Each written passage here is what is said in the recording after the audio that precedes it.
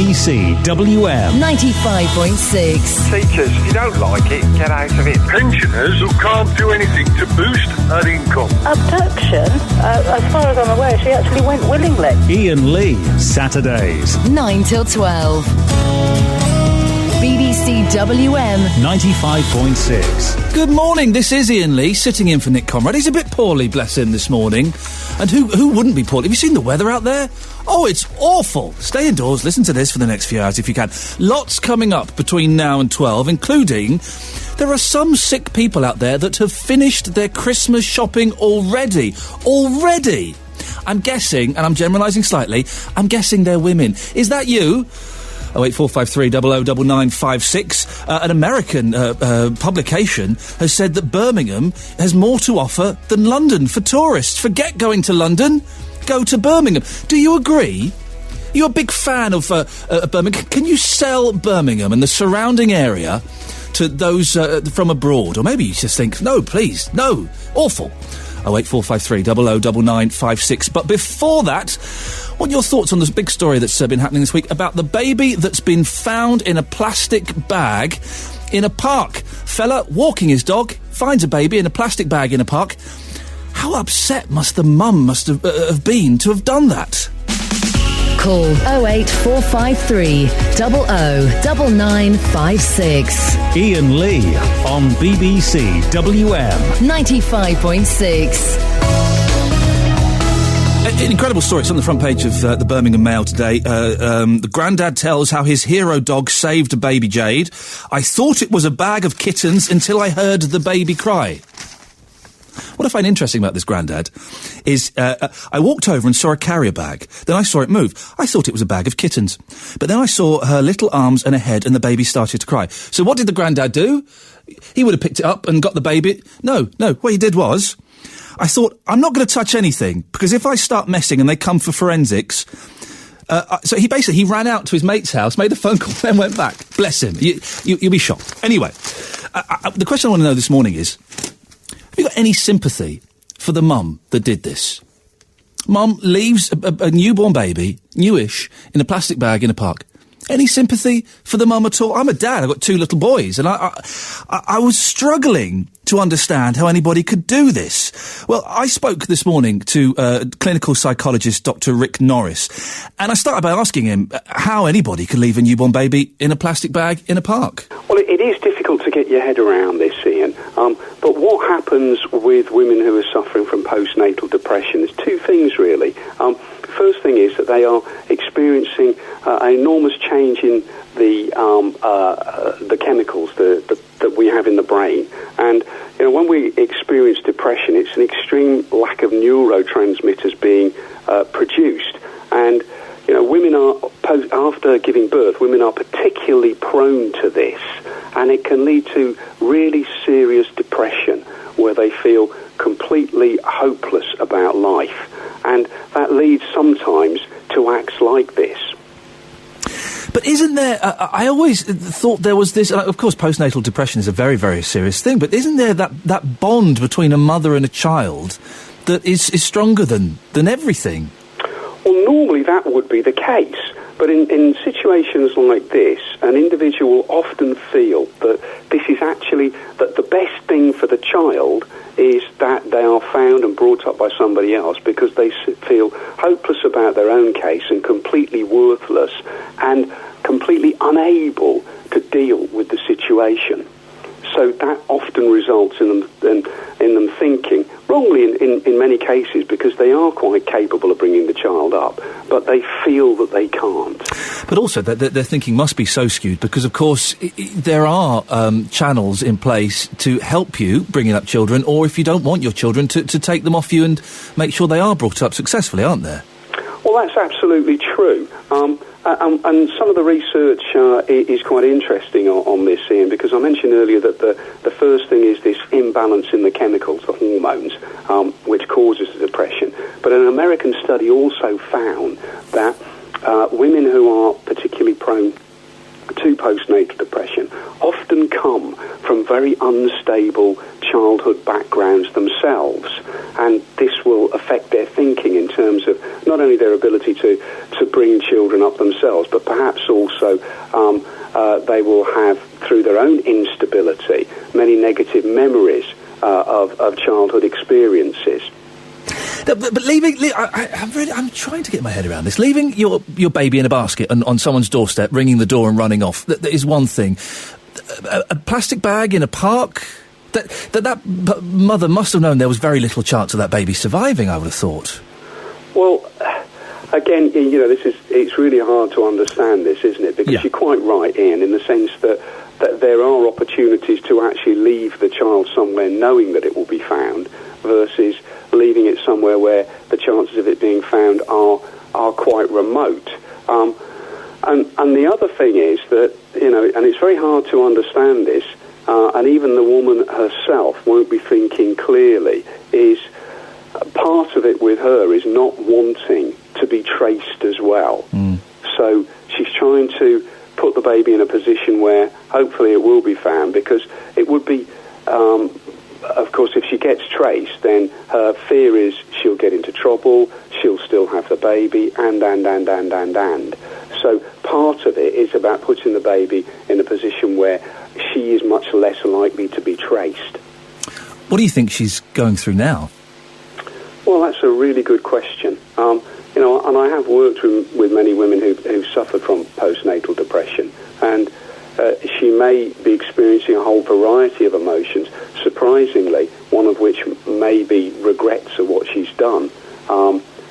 Part of her may feel relief that the baby has been found and will be looked after. Part of her may well be feeling some form of regret that, and if she doesn't experience that now, she may well do so in the future about what she's done. She'll also feel quite guilty when, as will happen, her hormones will settle down and she realises what she's done. So that may well change the way she feels about things from the way she does perhaps today. A mother that's done something like this, are they ever capable later on of looking after and bringing up a child safely? Well, you're asking some really interesting questions, Ian. We should never say never. I mean, I suspect the other factor in this is likely to be the age of the mother. So quite often you find that mothers who do this tend to be very young, very inexperienced. They may even have managed to conceal the pregnancy from parents, relatives, friends. So to say that they would never be able to bring up a child in the future would be making a very bold statement. People they're more likely to change when we're younger. Once we reach a certain age, most psychologists believe that when we reach our late 20s to 30, we probably don't change a great deal. Our traits are relatively set. But if this is a fairly young teenage mum, then it would be, I think, a very bold statement to say that mother would never be able to bring up a child herself. And what sort of help could someone like you or someone in your profession give to this woman who's done this? Well, a number of things, really. I think that, there's probably 2 or 3 key points, Ian. Firstly, to help people realise that they're not alone. Whilst, thankfully, these instances are fairly rare, they do happen from time to time, Ian. And I think the concept is known as universality. And what we mean by that is that, you're not the only person in the universe who's ever done this. And that helping people understand the state of their mind at the time. So we have this problem with what we call our experiencing self and our remembering self. So our experiencing self is where we are in the moment. And sometimes we only are able to get our head around how we're thinking now. So when this woman, in weeks, months' time, hopefully is getting some psychological help, what we have to try and help her realise is that if she can remember how she felt then, she will realise that it was as much the situation which was driving the outcome, because I've no doubt she probably comes from fairly desperate circumstances, and that will have contributed to what she's done.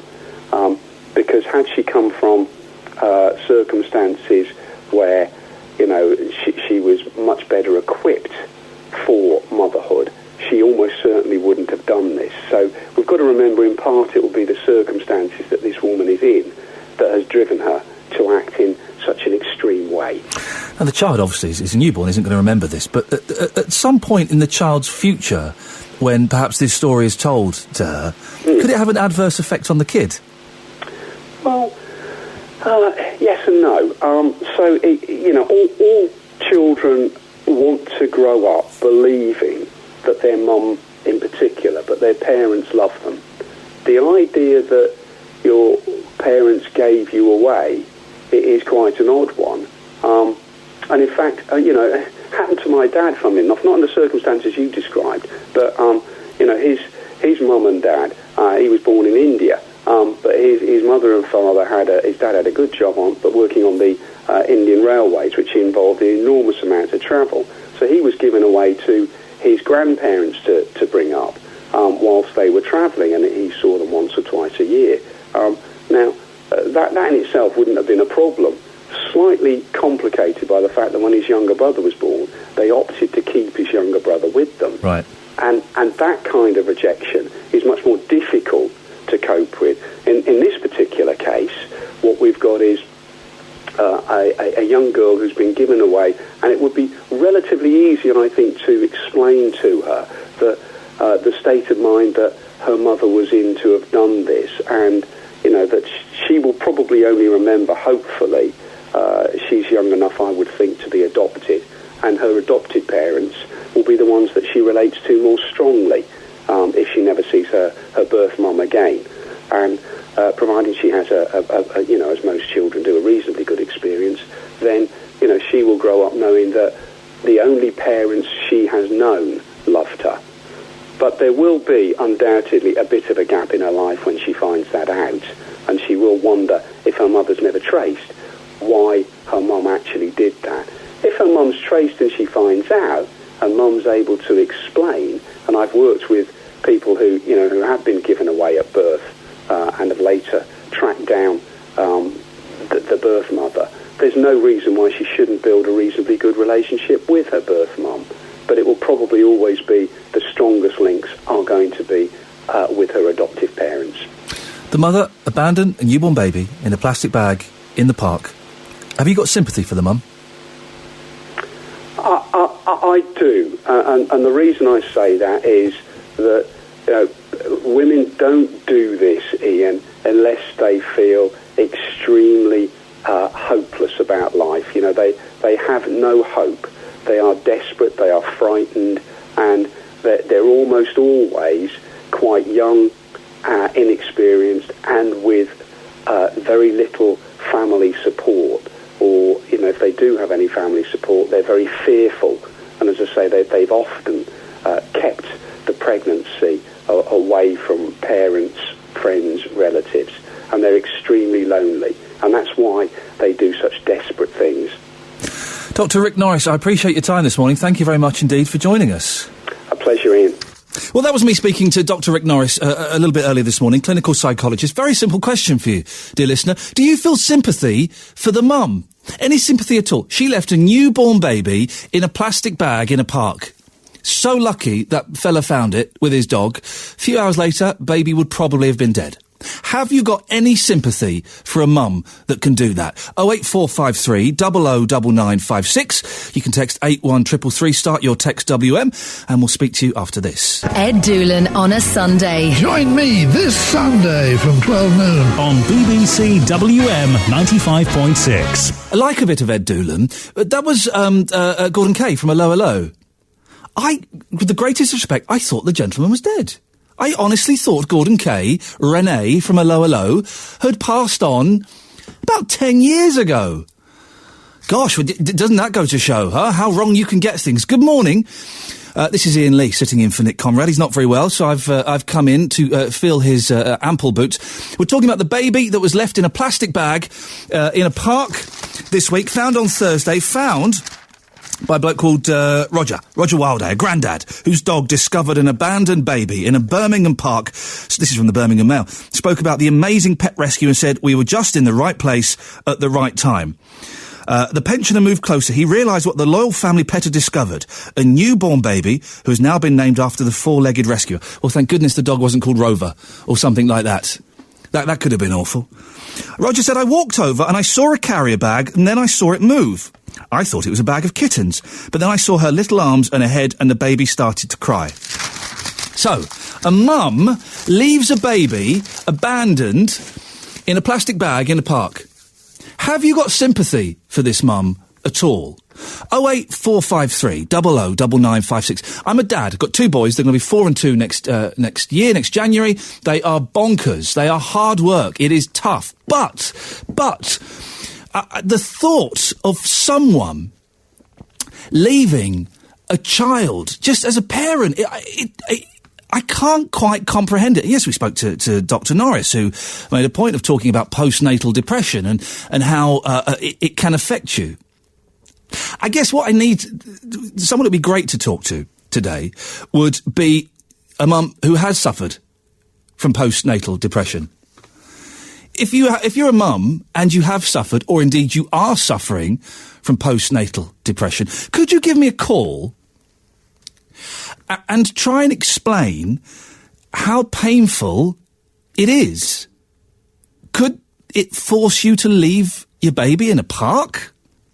08453 00 9956 is the telephone number. You can text 81333. Start your text WM as well, please, and we'll try and get as many of you on the air this morning. I'm scratching my head around this one. I can empathise with someone suffering from depression. I can empathise with how hard it is for a new parent to cope with the pressure of having a baby. But to leave it, to actually make the decision, you know what, I'm going to put this baby in this plastic bag and I'm just going to put it down here in a bush and see what happens. That takes something, doesn't it? That takes something. 08453 00 9956. Let's go to Andy. Good morning, Andy. Good morning, Ian. Andy, have you got any sympathy for this mum? Well, I haven't really. I'm afraid I have to come onto your side of thinking things. As a father of 4 and a granddad of 13, I think I know a little bit what I'm talking about. I mean, if she's suffering from postnatal depression, surely the baby could have been covered up. Surely a brain's not functioning regarding the little soul, the warmth of the little soul. If it was the mum who planted her there, surely she could have been wrapped up a little bit more. I mean, I got no sympathy for whatsoever. And surely, as I've just said to the young lady who's been on the phone, I mean, whether she's living with a parent or boyfriend or whatever, surely they're not suffering with postnatal depression. Surely somebody knows about this. I think it's absolutely shocking. I've been listening to your doctor. I mean, it's all right him saying this and that. I mean, we're talking about a little baby's life here. And as that man said last night, who found the little baby on the Paul Frank show, saying that the top half of the little baby wasn't covered up. Don't you find that disgraceful, Ian? I just can't get my head around it. I think it's absolutely shocking. I know what you mean. I can't buy into this postnatal depression as what in the sense of leaving the little baby like that. I guess, Andy, we don't know, as blokes, we don't know how much, how painful the depression can be, potentially, for some mums, do we? And listen, if the mum was ill enough to leave the baby in a plastic bag, I'm sure she's not even going to think about blankets or anything. She's just going to dump it, isn't she? Well... The mum obviously isn't well, and we don't know. I mean, listen, we're dealing with hypotheticals. We don't know what her family situation is. It could be a young girl. It could be someone whose family doesn't know that she was pregnant. We don't know her situations, but she must have been in so much pain to have to do that, Andy. Doesn't a part of you kind of feel sorry for her? I'm just thinking about the little baby, Ian. I'm ever so sorry. I just can't comprehend the position the lady was in, the mum or whoever planted the little baby there, what baby was doing. I really can't. I mean, as I said last night, let's be fair, how the weather is, and how the baby was only wrapped up down the bottom and top half was bare. I think it's absolutely... No, I can't. I'm just focusing on the little baby. That's all I'm focusing on. And thank the Lord that man was about with the dog. Otherwise, we'd have had a corpse on our hand, wouldn't we? I think it's absolutely shocking. I mean, I just said I've had 4. I mean, I've got 13 grandchildren, and I keep harping on it. I've always done shift work most of my life, days, and I've come back. I've had the children. The wife's always done part-time cleaning of a night time. Fortunately, I've been in a position working on a job and finished basis. I could get back and help her. All women go through some sort of... this postnatal depression or whatever it is. Obviously, some not as bad as others. I mean, my wife used to. I've come back many times, has been screaming at the children, getting on the nerves and God knows what. But they shouldn't have children in the first place, should they? Andy, I appreciate your time this morning. I'm going to move on because the phones have gone as I suspected they would do. Bonkers on this. Any sympathy for the mum that abandoned the baby in a park, in a plastic bag? 08453 009956. Andy there. No sympathy at all. We need to speak to a mum. We need to speak to a mum this morning, I think, who has had postnatal depression. How bad did it get? Where did it take you to? Maureen's from Wolverhampton. Good morning, Maureen. Oh, good morning. Good morning. I have no sympathy for this mother. I do sympathise if she has got depression, but did she ever once stop to think, conscience, what if a dog or something had savaged that child? I've had 6 children. I'm one of 10, and I've had really hard times. I've had to work around my husband. We've had to look after our kids, but no way would I ever think abandoning any of my children. The mum must have been, Maureen, to do this. She must have been in so much pain, so depressed. I agree, but there's so many hospitals and places like that you can go to. Not thinking clearly. She's ill. Maybe her family didn't even know that she was pregnant. Perhaps it's a young girl.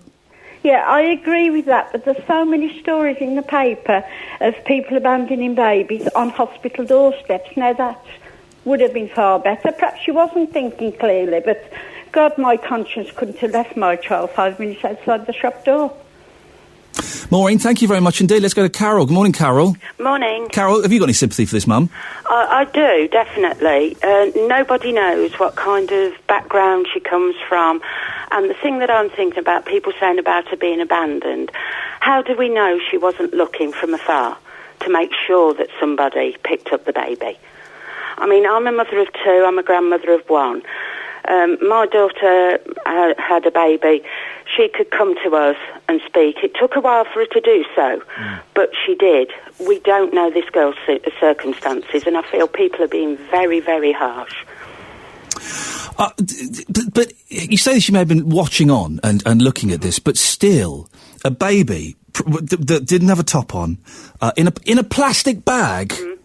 But as I say, you don't know where her mind was. Don't get me wrong, no. I couldn't personally do it myself, but I do have sympathy for her, and I do hope that she can come forward and be looked after, be it by a family or some kind of social services. Possibly people don't even know that she was pregnant. She could have been in this on her own. She could, for all we know, let's take it a step further, she could have been raped. People are talking about that she shouldn't have had children. We don't know the circumstances, and I feel that people are being very judgmental. They're not thinking about the whole picture. Well, we spoke to the first caller that we spoke to. The gentleman was saying, "Yeah, I'm thinking about the baby." I agree. I agree. And the baby is the most important thing here, isn't it? Now the baby is safe, and the baby will go on, be it whether it's adopted, whatever happens. But now you've got to think about the mother. And as we say, we don't know what kind of mental state, physical state, or anything that this girl is in. There will be some people listening to this, and I suspect they might give us a call, 453 009956, saying, why should we be thinking about the mum? The mum has made her choice. We should just be focusing on the baby now. know under what circumstances. Nobody knows what they would do. Things have not always been very easy for any of us. We've always, everyone has had issues, and people talk about, sort of being in a marriage. Yes, a marriage is sharing. We don't know that this girl was in a partnership. We don't know. She probably had no one to turn to, no one to talk to, and no one to say to her, look, it's not that bad, things will get better. Carol, thank you very much indeed. This is Iain Lee, BBC WM. This morning we're talking about the story that's been all across the station for the last couple of days, and it's the front page of the Birmingham Mail this morning. Dog walking grandad rescued baby Jade. A grandad whose dog discovered an abandoned baby in a Birmingham park spoke about the amazing pet rescue and said, we were just in the right place at the right time. This is incredible. Roger Wilday, 68. He was on the station last night, I believe, was walking German Shepherd Jade in Stetchford when she inexplicably raced to bushes, then lay down next to what looked like a discarded carrier bag and refused to return to him. As the pensioner moved closer, he realised what the dog had discovered, a newborn baby who has now been named after her four-legged rescuer. It's an incredible thing to find, an incredible thing to do. Have you got sympathy for the mum? And when this mum has found out, should the child go back to the mum? 08453 009956. Elizabeth's on the line. Good morning, Elizabeth. Good morning. Elizabeth, what would you like to say? Well, I am in entire agreement with that last lady who spoke. I've never heard so many judgmental people, especially men. And where was the man who gave her the baby in the first place? I've no sympathy with any of you men. Sorry? And I think that poor girl deserves every sympathy and every help she can get. Because we do not know anything about her, do we? She left a baby in a plastic bag in a bush. That's not great parenting, is it? We don't know how desperate she was, do we? That baby could have died, Elizabeth. I don't know. You don't know. She might have been watching from afar, quite near, just to see that somebody picked it up. We don't know anything about her. Yeah, but dog, this dog, Roger's dog, Jade, is a massive Alsatian, or German Shepherd, whatever you call them these days. If it had been a less tame dog, then, that baby could have been savaged. Well, I mean, you're going a bit too far now. Well, I'm not, Elizabeth. These are all potential things that could have actually happened. Yeah, but you could cross the road and be run down any minute, couldn't you? It's not what could be. The child was being saved by somebody, or a dog, or whatever, and she's been saved, and it's really, we should give her every sympathy and every help that she needs. Should the baby go back to the mum? Well, I don't know about that, you see. We don't know the circumstances, do we? Well, she's proved that she's not at the moment capable of looking after a child. Well, I don't know. We don't know anything about that. But well, no, she's definitely proved. One thing we do know is she's proved that at the moment this happened on Thursday, that she was not capable of looking after a child. Well, no, I don't know. It's not capable. You don't know. Well, you don't know how old she was. Well, with the greatest respect, Elizabeth, you do by the very fact that she left a baby in a plastic bag in a bush. That would indicate that at that precise moment she did that, she was incapable of looking after a child, because that is not a loving thing to do, is it? I don't agree. I think she might have just been absolutely desperate. We don't know her circumstances or anything, and she really deserves a lot of help and sympathy. And what's all... Elizabeth, I've got to pick you up on one thing. What's all the hate for men you've got going?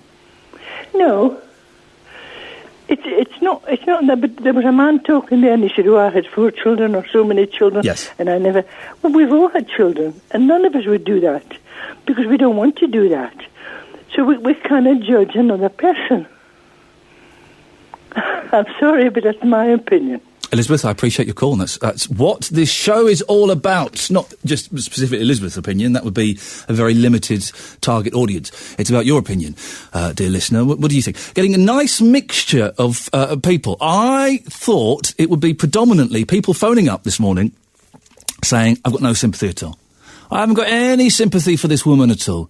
She left a baby in a plastic bag in a bush on Thursday. What was the weather like on Thursday? Pretty rotten, wasn't it? Pretty rotten. It's not summer. Not great. 08453 009956. I thought the majority of you would be saying no sympathy whatsoever. But it's mixed. I would say 60-40 so far in terms of people who are unsympathetic. I'd love to speak to you if you've suffered or your partner suffered from postnatal depression. I was being slightly flippant with Elizabeth there and her knocking men, but she is right in as much as the depression, the postnatal depression, is something that I and all men will never be able to get our heads around. We won't be able to understand the chemical imbalance that happens in your brain after you have a baby, the physical trauma, the emotional stress you go through. We won't understand it. Hey, listen, we'll have our own niggles and worries and depressions about having children, but it's not the same thing for a man as it is for a woman, is it? 08453 009956. You can text as well, 81333. Start your text WM. Dean in Walsall has texted him, you have to think of the father too. He must have known she's pregnant, must he? Really? Have you seen EastEnders? He has a responsibility to the baby as well. The baby is in a better place now with people who really care. Well, this is the thing, we don't know. I'm aware that we are painting very broad brushstrokes here and speaking in lots of hypotheticals. We don't know this girl's situation. We don't know how old she is. We don't know if the dad knew about it or anything like that. 08453 009956. Darren's in West Brom. Morning, Darren. Oh, morning. Darren, you got any sympathy for this mum? Yeah. Go on, tell me why. A few years ago, my ex-partner, we had the baby. First couple of days it was okay, and then they found out that she got puerperal silicosis. She had what, sorry? Puerperal silicosis, which is a very bad form of postnatal depression. Okay. And believe you me, women who've got that, they can fool anyone. You know, they can have things on the mind and cover up what they're thinking about. How did this psychosis manifest itself? What was happening with your partner? It was hormones after she had the baby. Yeah. And so how was she? What difference was there in her? Oh, Jekyll and Hyde. 1 minute she was okay, the next minute it was like a box of fireworks. Tell me something she did, Darren. Threw herself out of a window. Tried to strangle one of the doctors in the hospital. A few things. She threw herself out of a window? Yep. Where was this? At her mum's. What, ground floor, first floor? Where? Out of the bedroom window. Double glazed. And when you found... Were you there when this happened? No, okay. I wasn't. I was at work, and I was told when I come home from work. So when you found out, Darren, what was going through your mind? Oh dear, to put it in a nutshell. I can't use the words. No, of course not. And you say she tried to strangle one of the doctors? Yep. How did you intervene, Darren? What did you do to... I just have to step back and let the doctors do what they've got to do. I mean, she was on tablets. Yeah. That, how can I put it?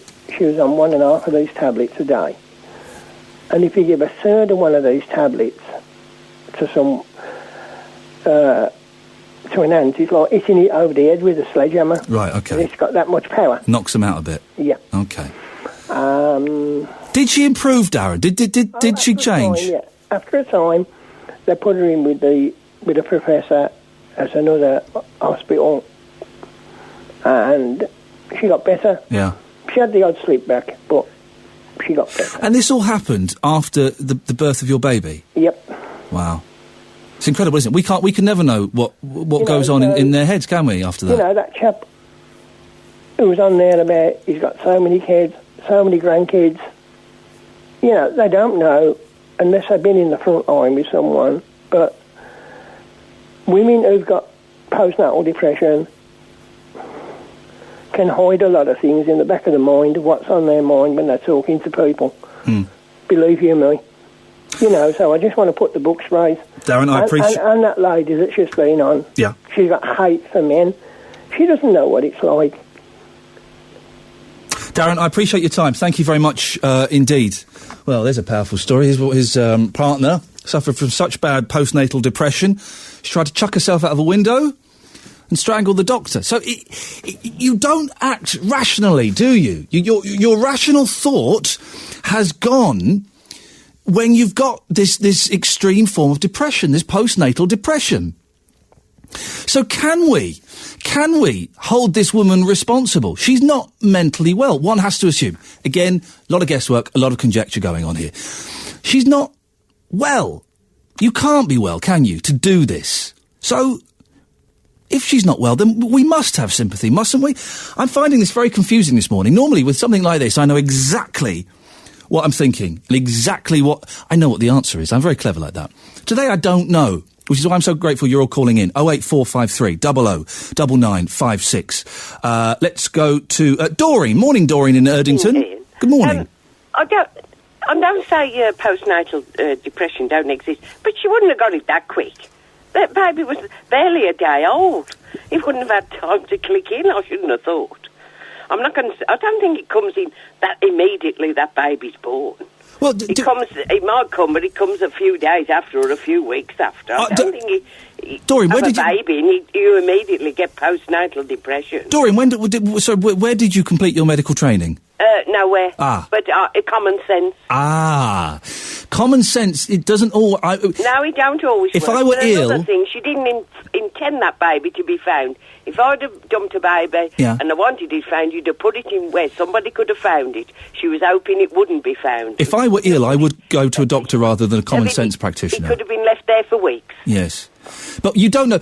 We don't know, Doreen, do we? We don't. We don't know. But we don't know when. I would imagine postnatal depression can kick in as soon as the baby's born. I've never heard of anybody having to me. Well, the thing is, it's such a change in hormones as it happens, and it's such a traumatic experience. Of course, it can come in straight after.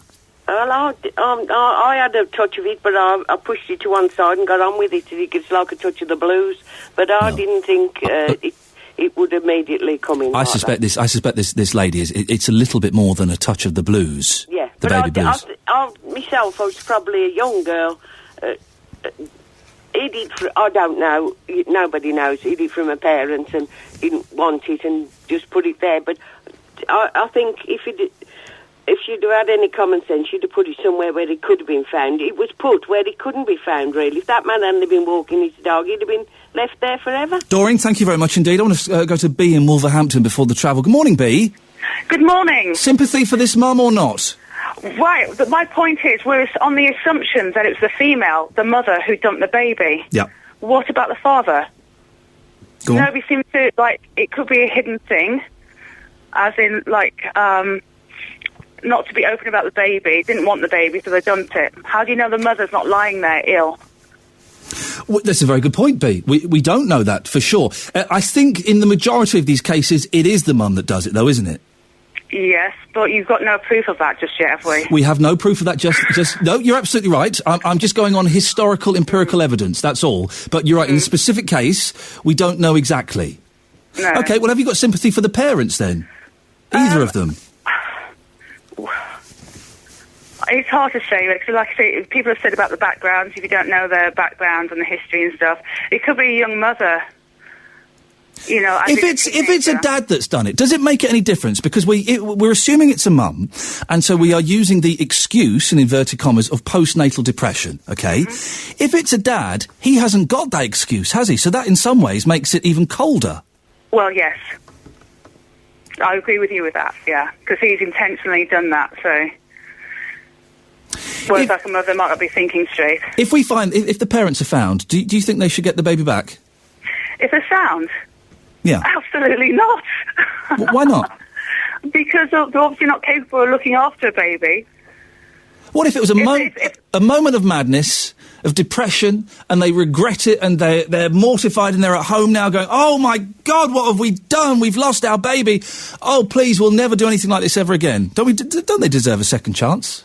Well, no, because if there was sound mind, their intentions were perfectly clear in my eyes, and they've had plenty of time to come forward and say, yes, we made a mistake. We've all had moments of madness, though, where we've done things that we've regretted, haven't we? Not to that extreme. But you're right, not to that extreme. But we've all done things where which we wouldn't do again now that we are older and wiser and clearer thinking. And I would like to think that we would be afforded a second chance. So maybe if this family were given counselling and monitored closely by social services and things like that, that would be okay, wouldn't it?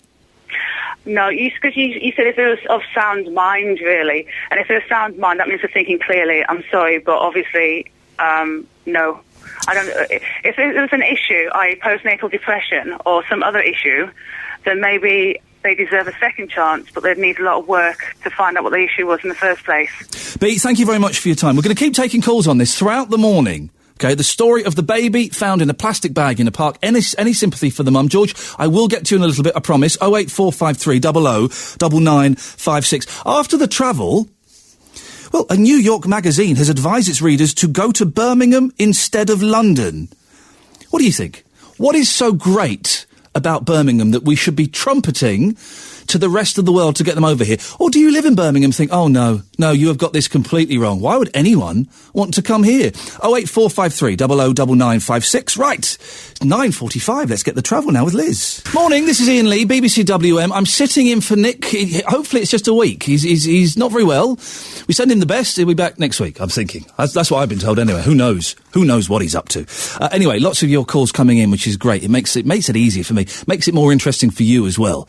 We will be taking more calls in a little bit about the story about the baby left in a plastic bag in a park.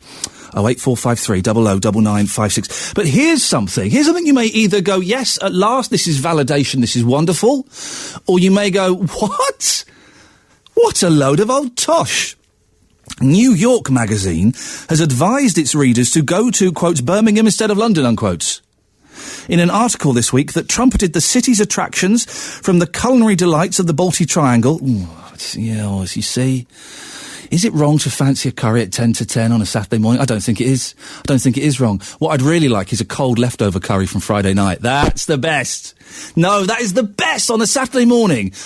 When I married my wife, the first time we had a takeaway curry, the next morning I went down to have it for breakfast. She chucked it away. I took her to one side. I said, no, we keep the cold curry. Anyway, it's got the Balti Triangle. It's got the world-renowned Birmingham Royal Ballet, thriving jewellery trade, music scene, wonderful new library.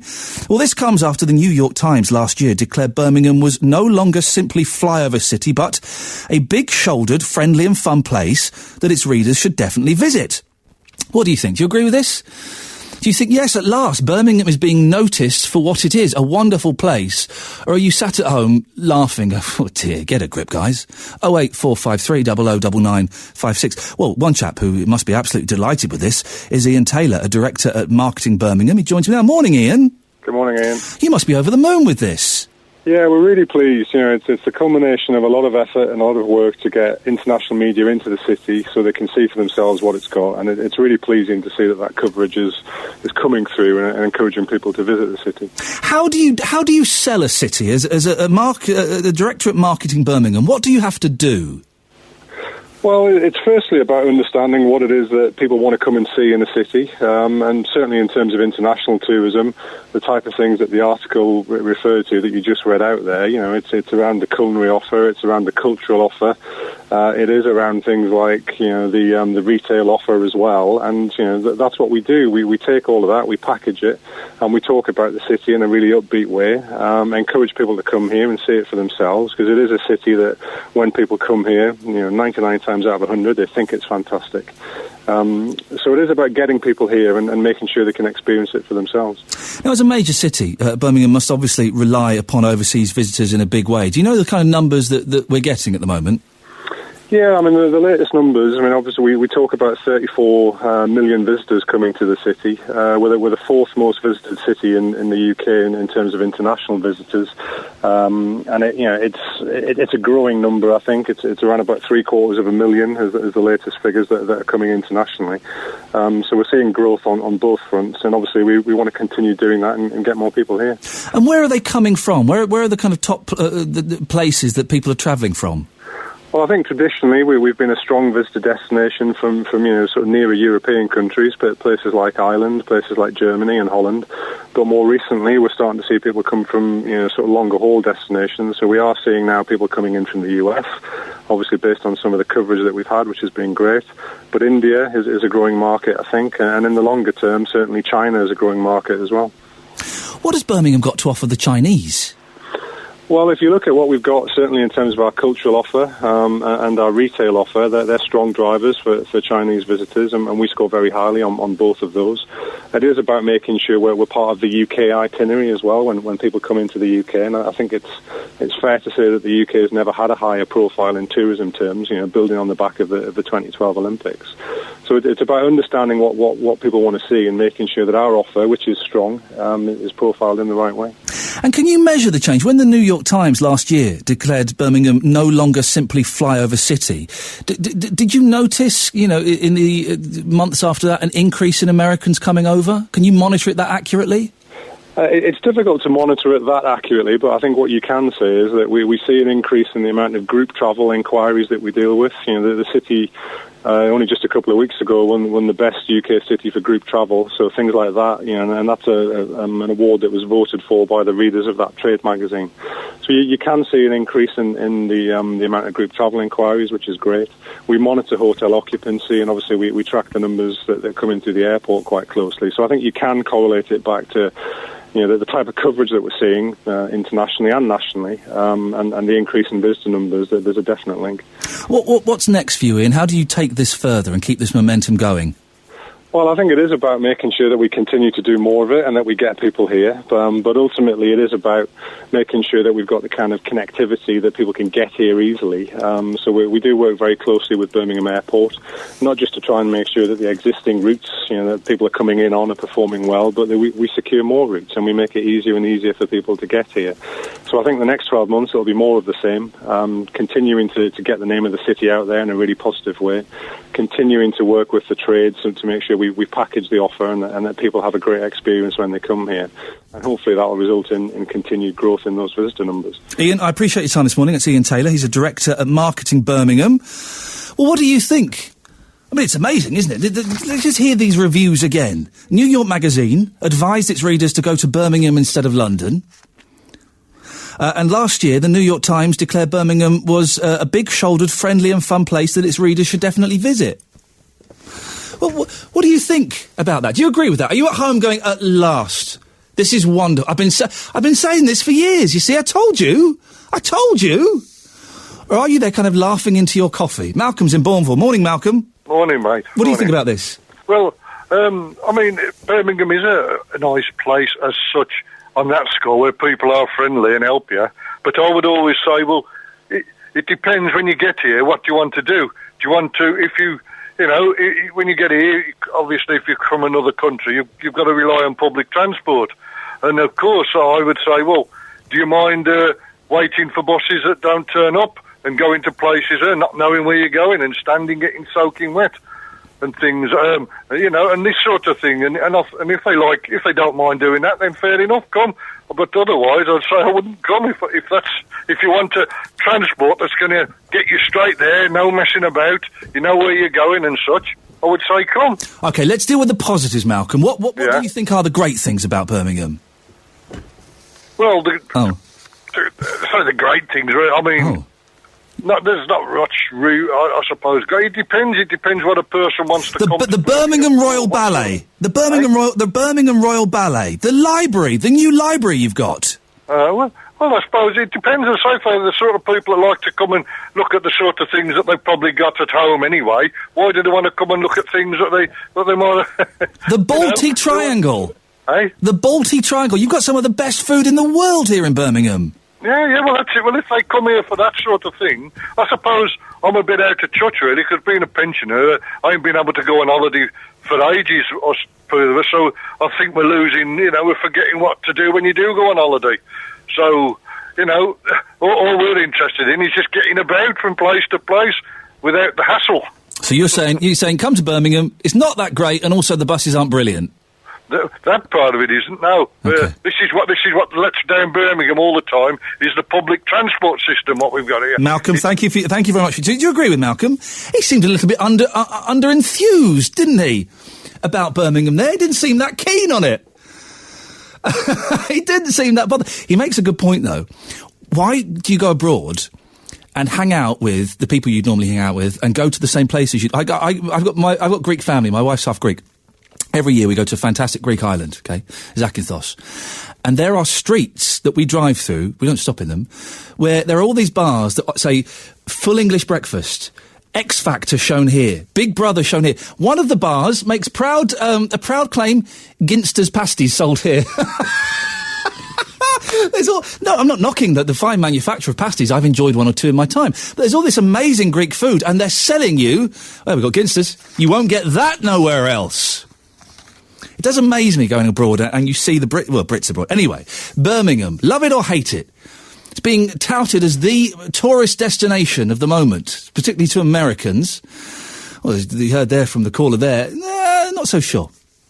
08453 009956. Now, earlier on today, I was speaking to a doctor, Dr. Rick Norris. He's a clinical psychologist, and we were talking about whether we should be having any sympathy for the mum that abandoned her baby in a plastic bag in a park. This is what he had to say. I do, and the reason I say that is that women don't do this, Ian, unless they feel extremely hopeless about life. They have no hope.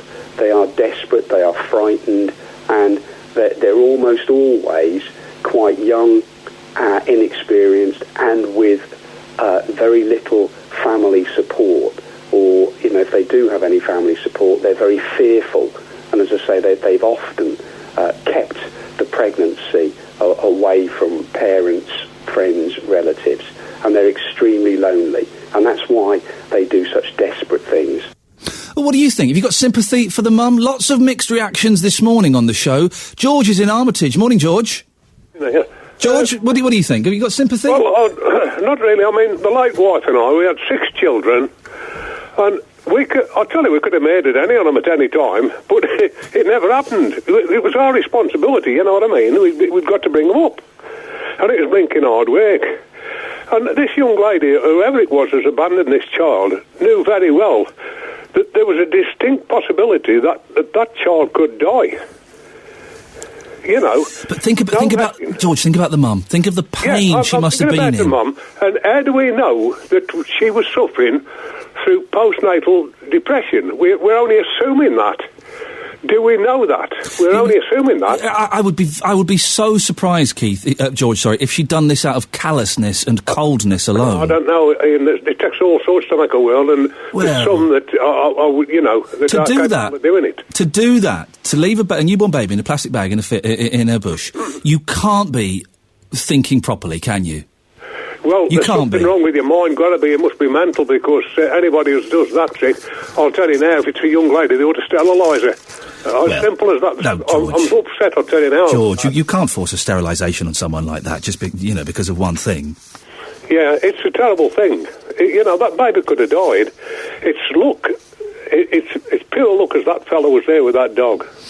George, listen, I appreciate your time this morning. Thank you very much indeed. Lots of phone calls on this. 08453 009956. This is Iain Lee sitting in for Nick Conrad. I'll be here until 12. We'll keep this going throughout the morning. But, other stuff as well, including, wouldn't it be a better place if we were all a little bit kinder? There was a survey this week that showed that, on average, British people do 48 acts of kindness a year. Is that all? Well, we'll be speaking to a couple of women this morning who think we should all be indulging in more acts of kindness. Keep listening and give me a call, 08453 009956. Send me a text, 81333. Start your text WM. This is Iain Lee, filling in for Nick Conrad on BBC WM. BBC WM. 95.6. Morning, this is Iain Lee, filling in for Nick, who's off this week. I'm here until 12 o'clock. Lots to talk about this hour, including we'll take more of your calls on the story about the baby that was abandoned in a plastic bag in a park. Have you got any sympathy for the mum? Getting lots of very different and strong opinions on that. We'll also be taking your calls still on, New York Magazine has described Birmingham as the place to go, saying go to Birmingham instead of London. What do you think? Are you nodding your head at home going, yes, of course, at last, fantastic? Or are you choking on your cornflakes going, what on earth is this? And coming up in this hour, wouldn't it be nice if we were all a little bit kinder? Wouldn't it? Apparently, I was reading this in the paper in the week, the average British person does about 48 acts of kindness a year. Is that all? That doesn't seem very much to me. Well, we're speaking to two ladies who'll be encouraging us to be a little bit kinder. If you want to get in touch, 81333 is the text number. Start your text WM. You can email me, ian.lee, IAIN.LEE at bbc.co.uk. But the best way, the way this show really works, is if you give me a phone call and we can have a chat. 08453 009956. Call 08453 009956. Iain Lee on BBC WM. 95.6. So, New York Magazine has advised its readers to go to Birmingham instead of London. And last year, the New York Times declared Birmingham was no longer simply flyover city, but a big-shouldered, friendly and fun place. And obviously, the Birmingham Tourist Board, they're over the moon with this. What do you think? Do you agree with that? Is this recognition for your city that's been a long time coming? So often the butt of jokes... and finally, it's getting the international acknowledgement it deserves, or do you think, oh dear, no, please? Why would tourists want to come here? 08453 009956. Keith is in West Heath. Morning, Keith. Morning. What do you make of this? Birmingham's got history, and if you look down the road, you got Stratford. Up the road, you got the Black Country. Further on, you've got the start of the Industrial Revolution in Telford, Iron Bridge. Being in the centre, you've got all these different places, and Birmingham's cheaper than London.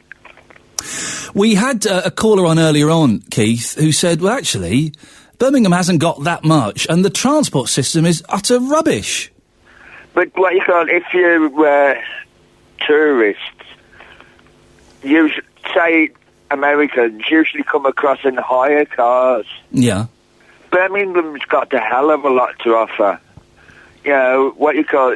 The history. It's not a great advert, is it? Come to Birmingham, but don't forget to hire a car. I'm going to New York next year, and what's exciting about New York is I will get on the subway, I will get in the cabs, I will be able to travel, I will get on the buses, I'll be able to travel around freely, easily, and pretty cheaply. And I guess, if it's true what has been said, that Birmingham is lacking that, and people need to get a hire car, suddenly it's not quite as sexy as say, London or Manchester, is it? No, but how can I put it? If you go to Manchester, there isn't that. All right, you got the Lake District and all that lot, but there's more history down in Birmingham than there is around Birmingham, the Midlands, than there is up north. You know what I mean? And also fine musical heritage with UB40 and Black Sabbath. Yeah, it's you got. There's a hell of a lot for this city, Keith, can I ask you a question, going off on a complete tangent? Yeah. When was the last time you did something kind to someone? Last night. Now, am I allowed to ask what that was? What do you call it? Like, I don't know. How can I put it? I don't know. There's somebody that's wife is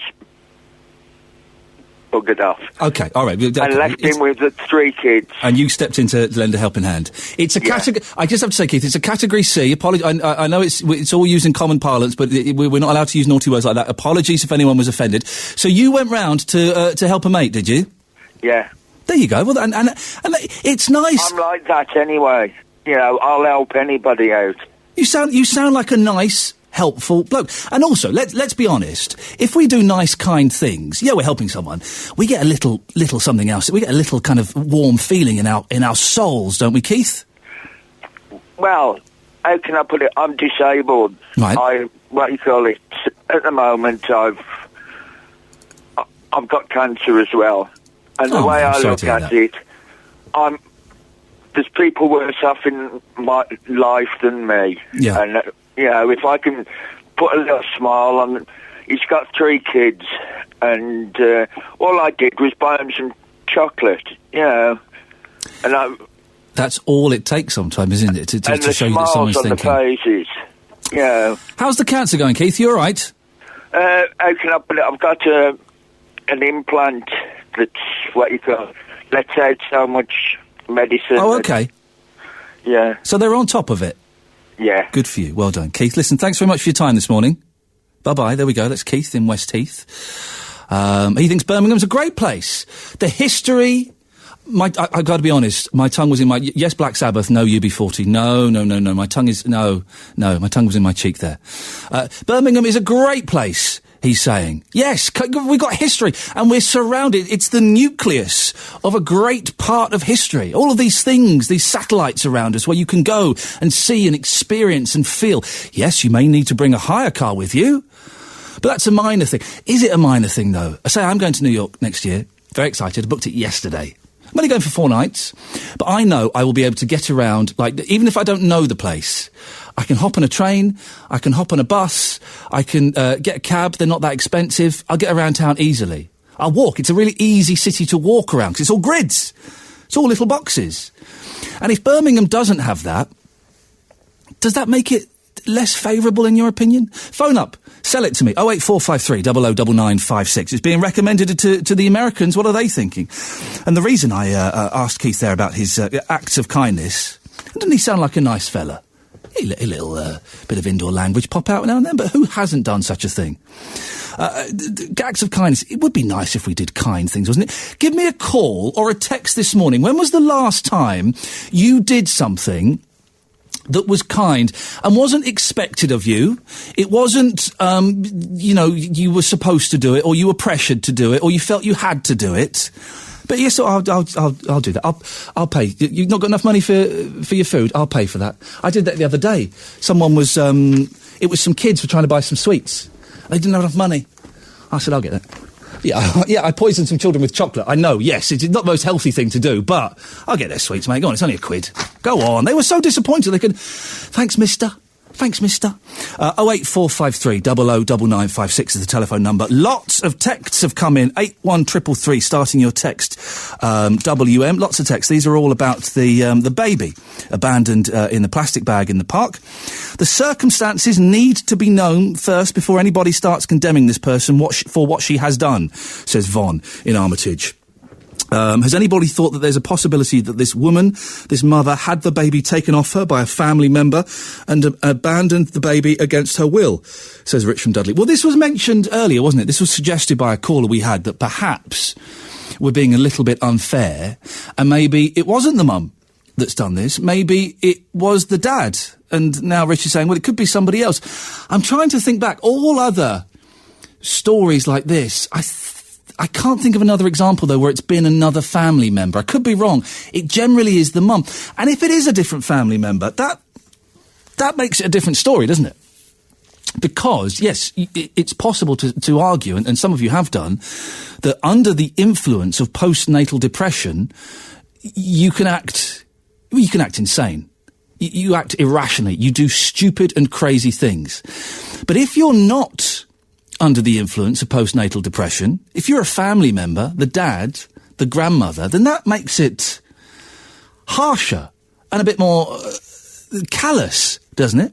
08453 009956. On the subject of Birmingham being a must-go-to destination, Hubert's in Bartley Green. Good morning, Hubert. Good morning, Ian. How are you? Yeah, I'm good, thank you. I'm impressed that Birmingham is being sold so well around the world. Well, I've been lucky to be on 14 cruises now, and for a long time now, I've been to the Birmingham Tourist Office saying, have you got anything I can distribute on these cruises to the Americans, or hotels we stay at about Birmingham, and they say, oh, we've got nothing in the budget for that. Oh.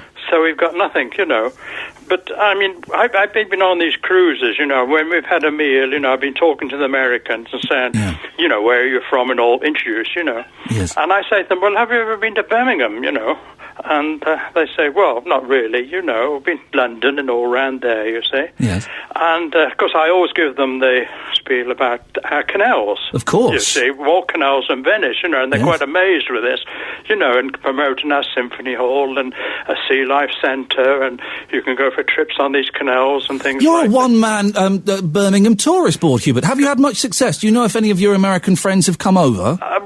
I'm not sure, anyway. But another instance, we did a cruise from the Mediterranean to Brazil, you see. And when we had 2 days in Brazil in a hotel at the end in Rio. Now, on part of that trip, we went up to the Sugarloaf Mountain there. Yeah.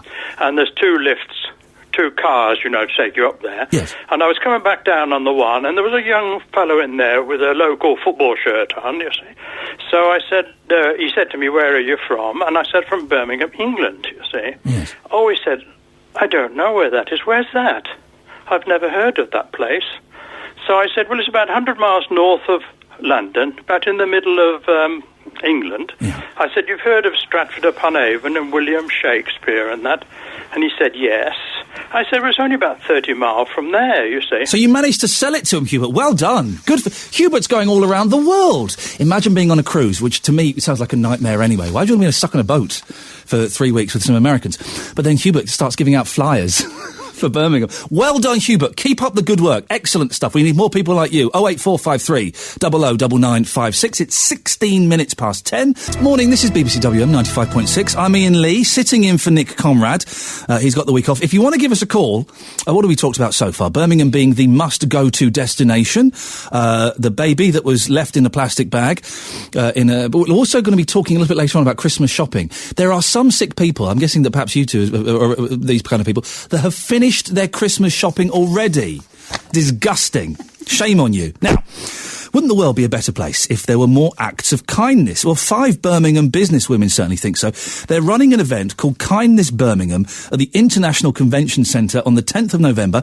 And joining me in the studio to tell me more is Jackie Land-Keaveney and Liz Keeney from Global Soul. Good morning to both of you. Good morning. Look at you busily taking photographs. It's exciting. It's like you've won a competition to come here. Now, introduce yourselves. Who are you and where are you from? I'm Jackie, Yep. Jackie Land-Keaveney, Yep. and my company's called Global Soul. Right, and Liz?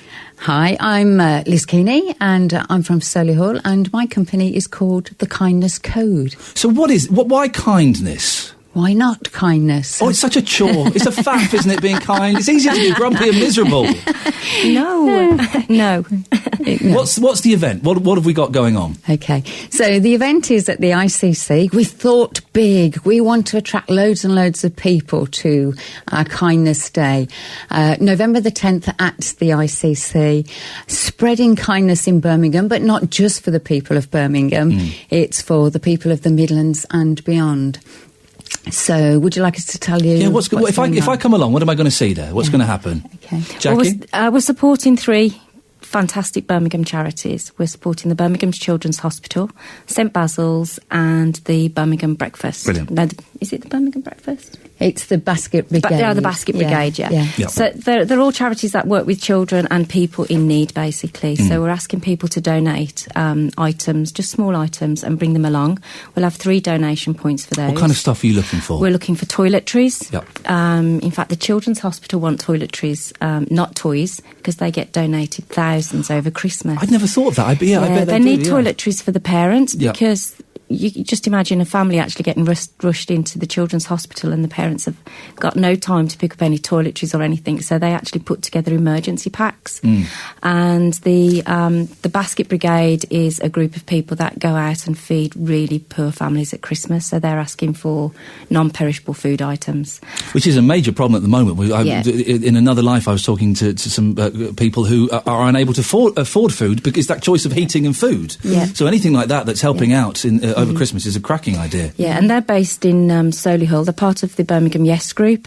So on the 21st of December, they all come together to actually make the food packs and then distribute them, which is just a fantastic day. Great. And the next one is St Basil's, which is supporting all of our homeless youngsters up to the age, I think it's 25, 26 in the city, and they do some excellent work. So we're supporting them with toiletries as well. So, but what's happening at the event? At the event, we've got the kindness tree. So we can all say that we want to be the kindness tree. What's the kindness tree? We've got a special tree where we're asking people to come along and pledge their act of kindness. Right. And I think we all think about being kind. On a daily basis, we can think about it, but there's this thing that, you know, I can't make a change on my own. I'm not big enough. If I just do something, what difference is it going to make to the world? And if you actually write a pledge and put it, you actually feel accountable, so you do it. And it could be something simple like, I'm going to knock on next door, you know, the next door neighbour's door and see if the old lady's okay.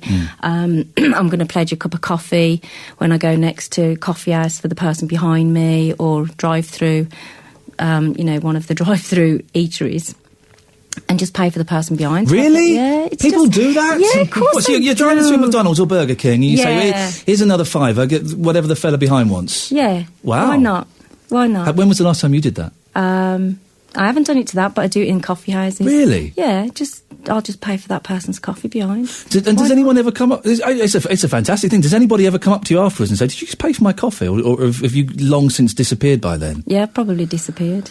Liz, what kind of things do you get up to that are kind? Okay, so I think the concept behind this is pay it forward. Right. So it's not about having the recognition that somebody has paid for that cup of coffee. It's just that recognition that somebody has been kind to me. And by that one act of kindness, let's use the ripple effect that somebody would see that and pass it on, and somebody then will be kinder to somebody else. It's a nice idea. It's a very nice idea. Yeah. It's a lovely... I am a very grumpy old man. This is... Yeah. I don't sound excited. No, you don't look grumpy. But I look old, is that... No. Thank you very much, ladies. But it does sound nice to go out and to do nice things. You've got motivational speakers as well, haven't you, Liz? Yes. Who are going to be there. Yes. What kind of people have you got turning up to talk, and what will they be saying? Okay, well, I'm going to be there speaking. Speaking is one of the things that I do, so as a profession. So I'll be speaking about the Kindness Code, which is about spreading kindness, but it is also about us learning to be kinder to ourselves. Okay, go on, tell me more.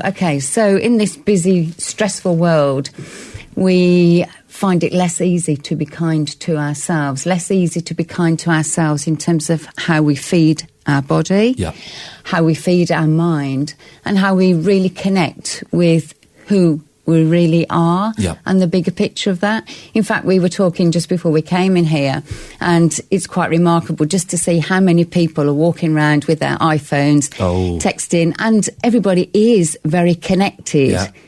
But are they really? No, I hate that. Can I show you something? This is my telephone that I'm using at the moment.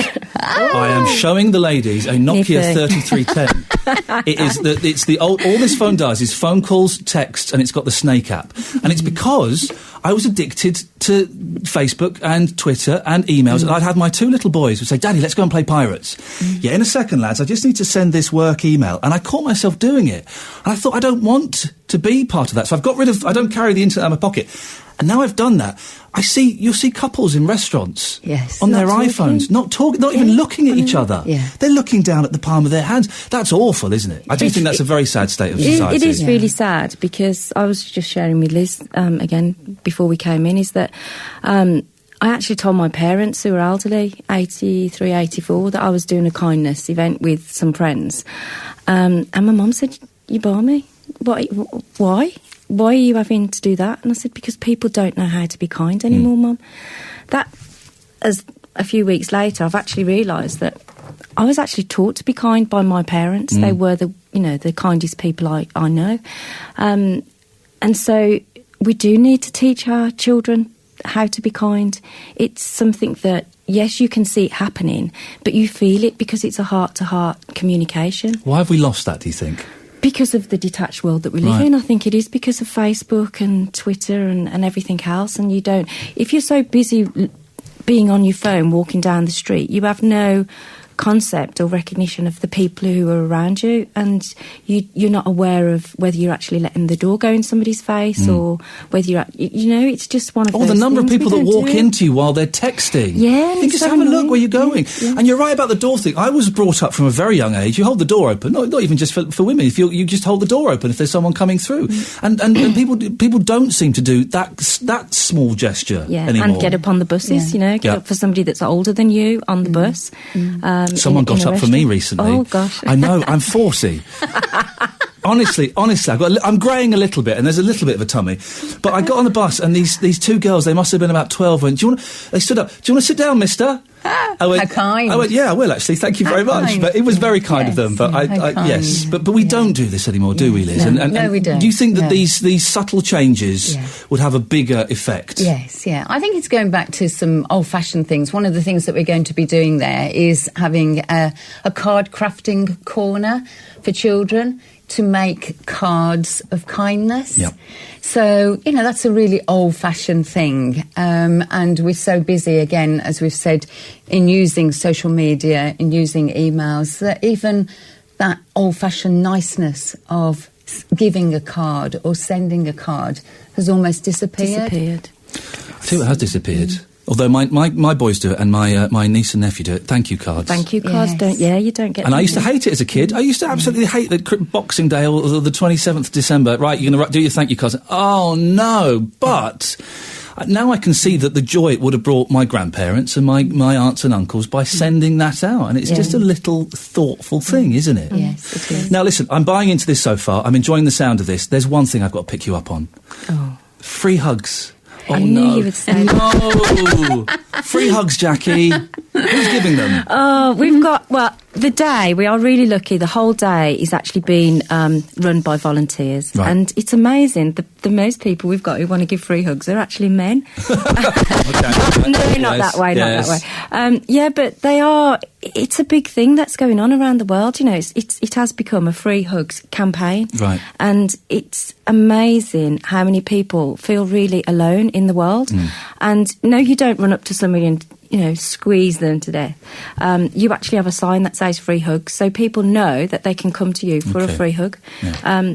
And surprisingly enough, it's catching. People love it, and they go away with that really feel-good factor. They feel good about themselves after. I'm not convinced by it's connection. I like the tree. It's connection. I like the kindness tree. I like the talks that you're going to give. I like the cards, the hugs. We'll give you a hug before we go. See how you like it. Two very beautiful women. I'm not going to object to that. 08453 009956 if you want to give us a call. Vanessa's in Oldbury. You may want to put your headphones on this because we've got a caller on this. If you put those on, you should be able to hear Vanessa. Although saying that, this is the BBC, so who knows if they're going to work. Vanessa, what would you like to say? It's a little tale about my dad some years ago. Go on then. He was a pensioner, and you know how some pensioners roam around with a bus pass from town to town? Yes. Well, he got on the bus one day and he went to Warsaw, and he was roaming round, and he had fish and chips for his lunch. Then he got on the bus again and he went to Great Bridge. And as he was walking along the shops, he passed this cafe that he knew that sold lovely pork sandwiches. He wasn't hungry at all, but he couldn't resist having a pork sandwich. So he went in and he said to the lady behind the counter, "Do you sell half a pork sandwich?" And the lady said yes, so she done him his half a pork sandwich. He took it out, he walked up the road and he sat on a bench and he ate it. A few minutes later, a young girl with a baby in a pushchair came up to him and said, "Excuse me, was you the gentleman who bought the half a pork sandwich?" And he says, "Yes." She said, "Here you are, I've bought you the other half." Oh, how sweet. He wasn't a bit hungry, but he couldn't tell the young girl that. And he always said, if ever he won the pools, he would find that young girl out and pay her back. And what a lovely story. And did he eat the rest of the pork sandwich? I think he took it home. Good for him. Good for him. Look after his fish and chips and the half a pork sandwich he'd already eaten. He must have been stuffed. Vanessa, thank you for that. It is things like that, isn't it? The small things. It's not. I'm sure you're not saying like go out and spend £10,000 and give it to a charity, or it is these small little gestures that I guess we can all do, can't we? Indeed. Yeah, it's just a natural thing to do. We've got another call. We've got Ellie is on the line from West Bromwich. Good morning, Ellie. Good morning. Good morning, Ellie. Oh, may I ask, how old are you? I'm 9 years old. 9 years old, the youngest caller of the day. If I had a fanfare, I'd play it. I don't, so let's move on. You've called in about kindness and doing nice things, have you? Yeah, when I go on the bus with my nan and my mum, I always give seats up. Oh, that's lovely. You are a very polite young lady. And where did you learn to do that, Ellie? Where did that come from? Mostly my nan and my mum, because I normally go on the buses and they normally say, give the seats up, or sometimes I just do it on my own to ladies that have got prams and that. Oh. And do you feel nice inside when you do that, Ellie? Yeah, I feel like I'm happy because then they get to sit on the bus and and I'm helping them, so they don't have to stand up. You see, Liz, we've got people at Ellie. The future's pretty secure, isn't it? We need more Ellies. We need more Ellies. We need more Ellies. You should be going along to this event as a speaker, Ellie. Please come along, Ellie. Do you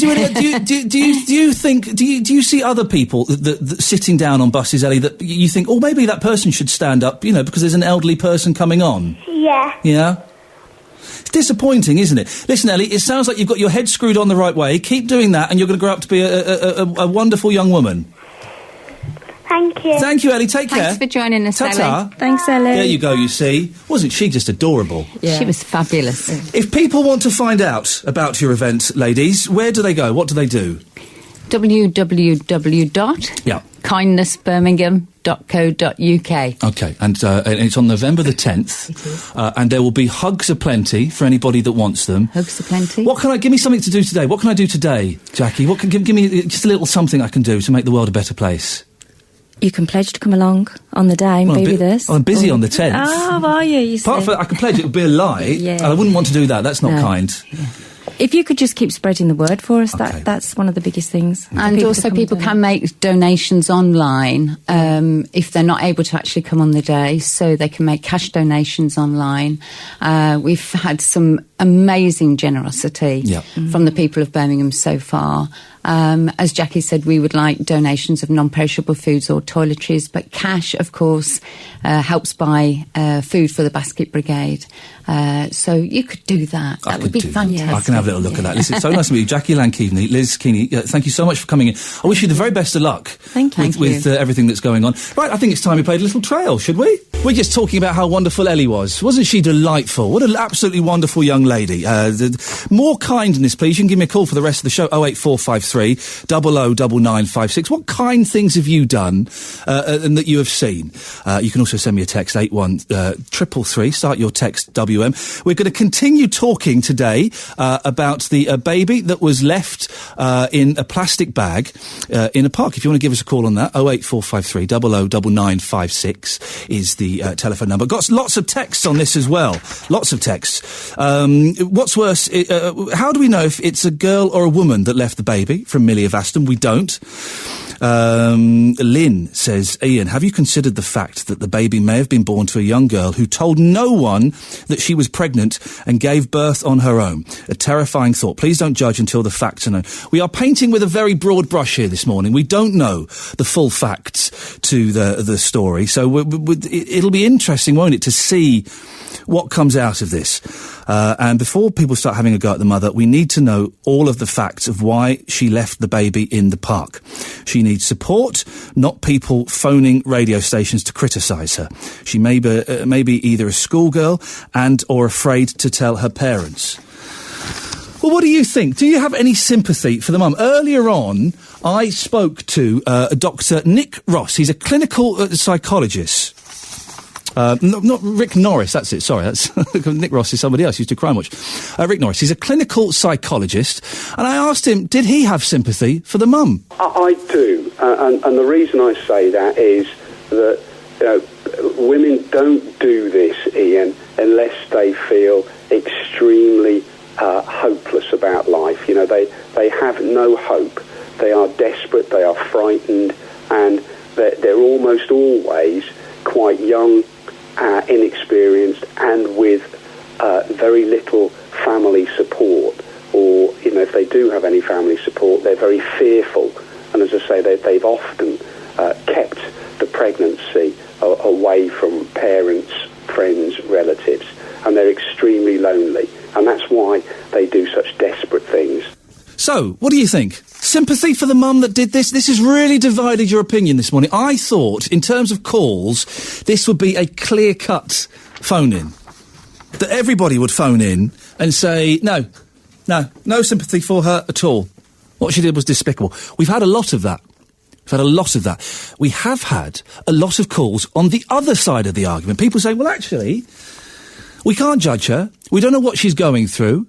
She's obviously not well. Yes, I have sympathy for this poor woman. What do you think? Normally, with something like this, I know what I think and I know what I feel. I'm not sure on this one. I can see both sides of the argument. 08453 00 9956. Well, on last night's Drive Time show on BBC WM, Paul Franks spoke exclusively to Roger Wilday from Yardley. Roger is the chap who found the abandoned baby with his dog. Well, Paul started by asking him how he first became aware of something suspicious. I went into some bushes and she wouldn't come back to me, which she normally does.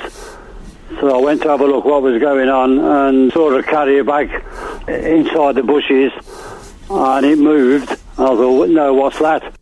Well, he then asked, was it because your dog started acting suspiciously that made you go and look? But she wouldn't come back when I called her, which I said she normally does.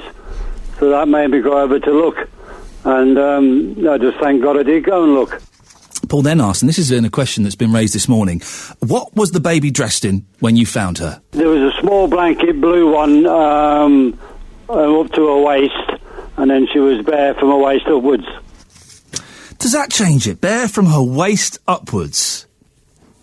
Bare from her waist upwards. I wouldn't take my, boys out in this weather bare from the waist upwards. They'd be wrapped up warm. Does that change things? It's so complicated, isn't it? When you're dealing with depression and the human mind, it's so unpredictable. I think maybe there's a generational gap when it comes to depression, that people above, let's say, 50 are of the pull your socks up brigade. But people below 50 are like, well, actually, no, it's a medical problem. You can act irrationally when you're depressed. 08453 00 9956 is the telephone number. If you want to give us a call. I can see Adrian Goldberg is out there. He wants the newspapers. I've got them, boss. You can come and have them if you want. Sorry, look. New boy on the block could come in and steal all your papers. Sorry to interrupt. It's quite all right. I hope you don't mind. No, not at all. I'm sorry I stole your newspapers. I've obviously broken etiquette. Not at all. Very nice to meet you. Normally in the other studio. Yes, okay. I know. I've got some in my bag as well that I'm taking home with me. You can't have those. I won't try. I won't mess with Iain. You're on at 12, aren't you? 12 o'clock, early kick-off. Excellent stuff. Speak to you later on, Adrian. Thank you very much. John is in Pelsall. Morning, John. Oh, good morning. John, have you got sympathy for this mum? I've got every sympathy for her, yes. We should be very careful what we're saying because she might be listening to this programme and we want to build her up. You are absolutely correct. You're right. She could well be listening and we don't want to do any more harm. I'll just Good say point. a word. It's got it here. It says, but become kind to one another, tenderly compassionate, freely forgiving one another. That's taken from the Bible. I think they're the words of the Apostle Paul. It's taken from Ephesians chapter 4, verse 32. Now, Jesus was kind to people, wasn't he? He was kind to people. If legend be believed, yes. Yes. Whether people believe it or not, I believe that. We've got to be kind to this woman. Nothing's going to come out of it any good if we keep condemning her. We want her to be reunited with that child. Do we? Yes. Even though she left the baby topless in a plastic bag in a park on a cold Thursday afternoon. People do not understand mental illness. You get people who throw themselves off the top of blocks of flats.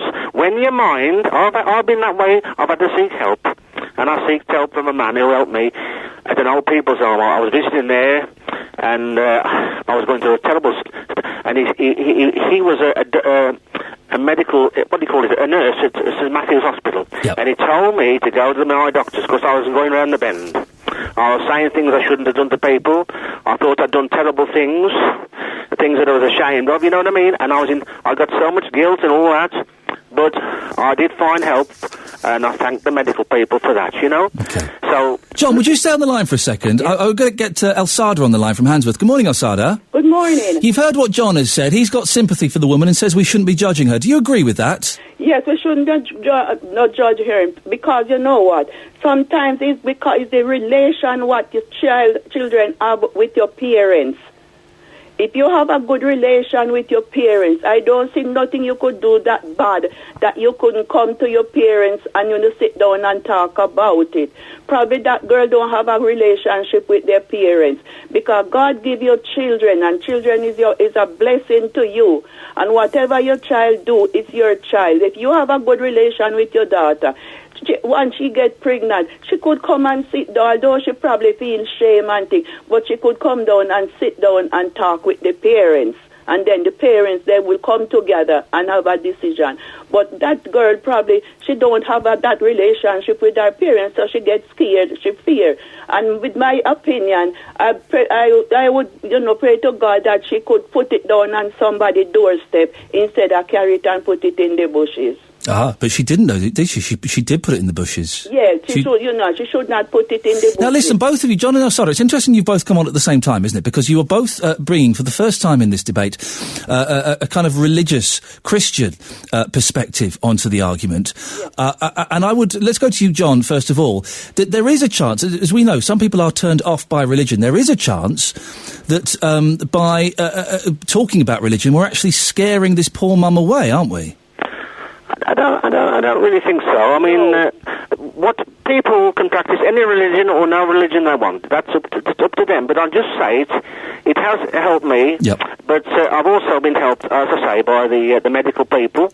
People like Dr. Nick Norris, who was on the program. And thank God those people are there. As I've said before, mental illness, people have thrown themselves off blocks of flats, somebody threw themselves off the top of Lewis's once, didn't they? And you think, how could they do that? But you see, your mind, things can build up in your mind, and conflict in your mind can be a terrible thing. It might be the loss of somebody, or somebody rejected, or you can be very, very lonely in this world. I mean, years ago, as a youth, I used to walk around Birmingham. I ain't got a friend in the world. I just used to look in the shops, and I felt as though I felt ever so strange. But thank God I got a good job. I was working in Wednesbury at the time, at a good old firm, Edward Elwell, the Forge, Wednesbury. And I've got friends there. But you see, a lot of people today, they haven't got that. No. And they're on their own. And there's no... I mean, I wasn't really working for money. I used to be interested in people, at work, and the characters I met, you know what I mean? John, let me just speak to Asada very quickly before we go to the travel. Asada, John suggested that we want this parent and this baby to be reunited. Is that really what the best solution, do you think? Well, I think so, if they could, because then she would realise what she done, Rather she do it out of despair. And as I say, she didn't have any really good relationship with her mother, neither her father, if they are alive. And you know what, again, God sent that man with that dog at that same time to rescue that child. John, Elsada, we'll leave it there. 08453 009956. Have you got sympathy for the mum? And you're right. I think John makes a good point there. We have to be vaguely careful that she may well indeed be listening this morning. We don't want to cause her any more distress than she's almost definitely going through at the moment. So I think we've kind of trod that line quite carefully, in a respectful sense. Do you have sympathy for the mum? Should the child and the mother be reunited? 08453 009956. And also, if you've been affected by post-natal depression, I'd love to get your take on it this morning. We heard a gentleman talking about his wife, his ex-wife, who'd struggled with it. I'd love to speak to you. If you are a mum who really struggled with post-natal depression, can you try and describe it to us? 08453 009956. And also, have you done your Christmas shopping yet? Morning, this is Iain Lee sitting in for Nick. Can I just say, by the way, thank you so much for making me feel welcome. I know what it's like as a fan of radio when you turn on and your normal radio presenter is not there. You go, oh, flipping it, who's this muppet? Who's this plum? Where's Nick? Nick's off poorly, and you've treated me very kindly this morning. I know I'm tempting fate, and there's still another hour and 15 minutes of the show, and I could yet, as I have done when I've sat in for Nick before, get a kick in the teeth from one of you. I'm big and bold enough to take it, so if you want to, you can. 08453 009956. After 11, I need you to have a think about this. After 11, we'll be talking about Christmas shopping. I know. It's already just November. We're virtually there. Well, it turns out over 53% of Brits have already bought a Christmas present, and almost a quarter of Brits pre-order their Christmas dinner in advance. Have you done your Christmas shopping yet? I bet if you... you never make sweeping generalisations when you're doing a phone-in. I'm about to. Not one man listening to this morning has finished his Christmas shopping. I guarantee it. If anybody's finished, it will be women. I guarantee it. 08453 009956 if you want to have your say on that. I just know it. Men are the worst. I know it's a stereotypical cliche, and I'm normally quite good at it. But men are the worst. I haven't bought anything yet. 08453 009956. But back to the subject of the baby found in the park on Thursday. Eunice is in Burntwood. Good morning, Eunice. Oh, good morning, Ian. Eunice, have you got sympathy for the mum? Yes, I have. Why? In the respect, I've had 2 children, and whatever she did with that baby, if she did it personally herself, but she must be going through hell now, mentally and physically, because after you had given birth, you have lots of blood clots and everything coming away. So I just feel very sorry for this girl, or this lady. Can you... Are you a mum, Eunice? Yes, I am. What was it like when you gave birth? Did you suffer from postnatal depression at all? No, I didn't, darling. Thank God. But no, the birth wasn't easy. My first one was a forceps delivery. The second one was a home delivery. But after you've given birth to a baby, you have very heavy bleeding. So somebody must know somewhere. This lady or this girl has got this very heavy bleeding. Eunice, thank you very much indeed. 08453 009956. Jane's in Sutton Coldfield on this. Morning, Jane. Morning. Got sympathy for the mum? I have all the sympathy in the world. Go on, we've had lots of callers this morning who haven't. Tell them why you have. Nobody knows what state that mother's in. She could be dead. She could have bled to death if she hadn't had medical help. I don't think she's got postnatal depression. She's probably got no support from her family. She's got nobody around her. And people are saying the father would know that she's pregnant. She might have been raped. She may be an abused person. Nobody really knows what that woman's going through. And I really, really sympathise with her. And I can't believe some of those people out there are so negative towards her. She needs building up. She needs confidence to go and speak and get help from somebody. Now, Jane, I'm a mother myself, and I can't believe people are so negative towards her. Now, Jane, obviously you're getting very upset. Are you okay? Yes, I'm fine. I just can't believe people are so nasty. Nobody knows what she's going through. Have you had something happen to you? No, I haven't, but I had a family around me when I had my baby. I had the support from my husband, my mother, my father, all my friends and family. Yeah. Nobody knows what she's going through. She could be locked in a room on her own with no support, no love, no care. So please support this woman if she comes forward.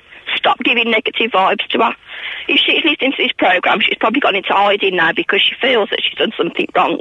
It is wrong what she's done, but she needs help and support. She has done... We have to address the fact. She has done something wrong, hasn't she? Yeah, You're right. But we don't know what position she's in. She's got nowhere else probably to turn to.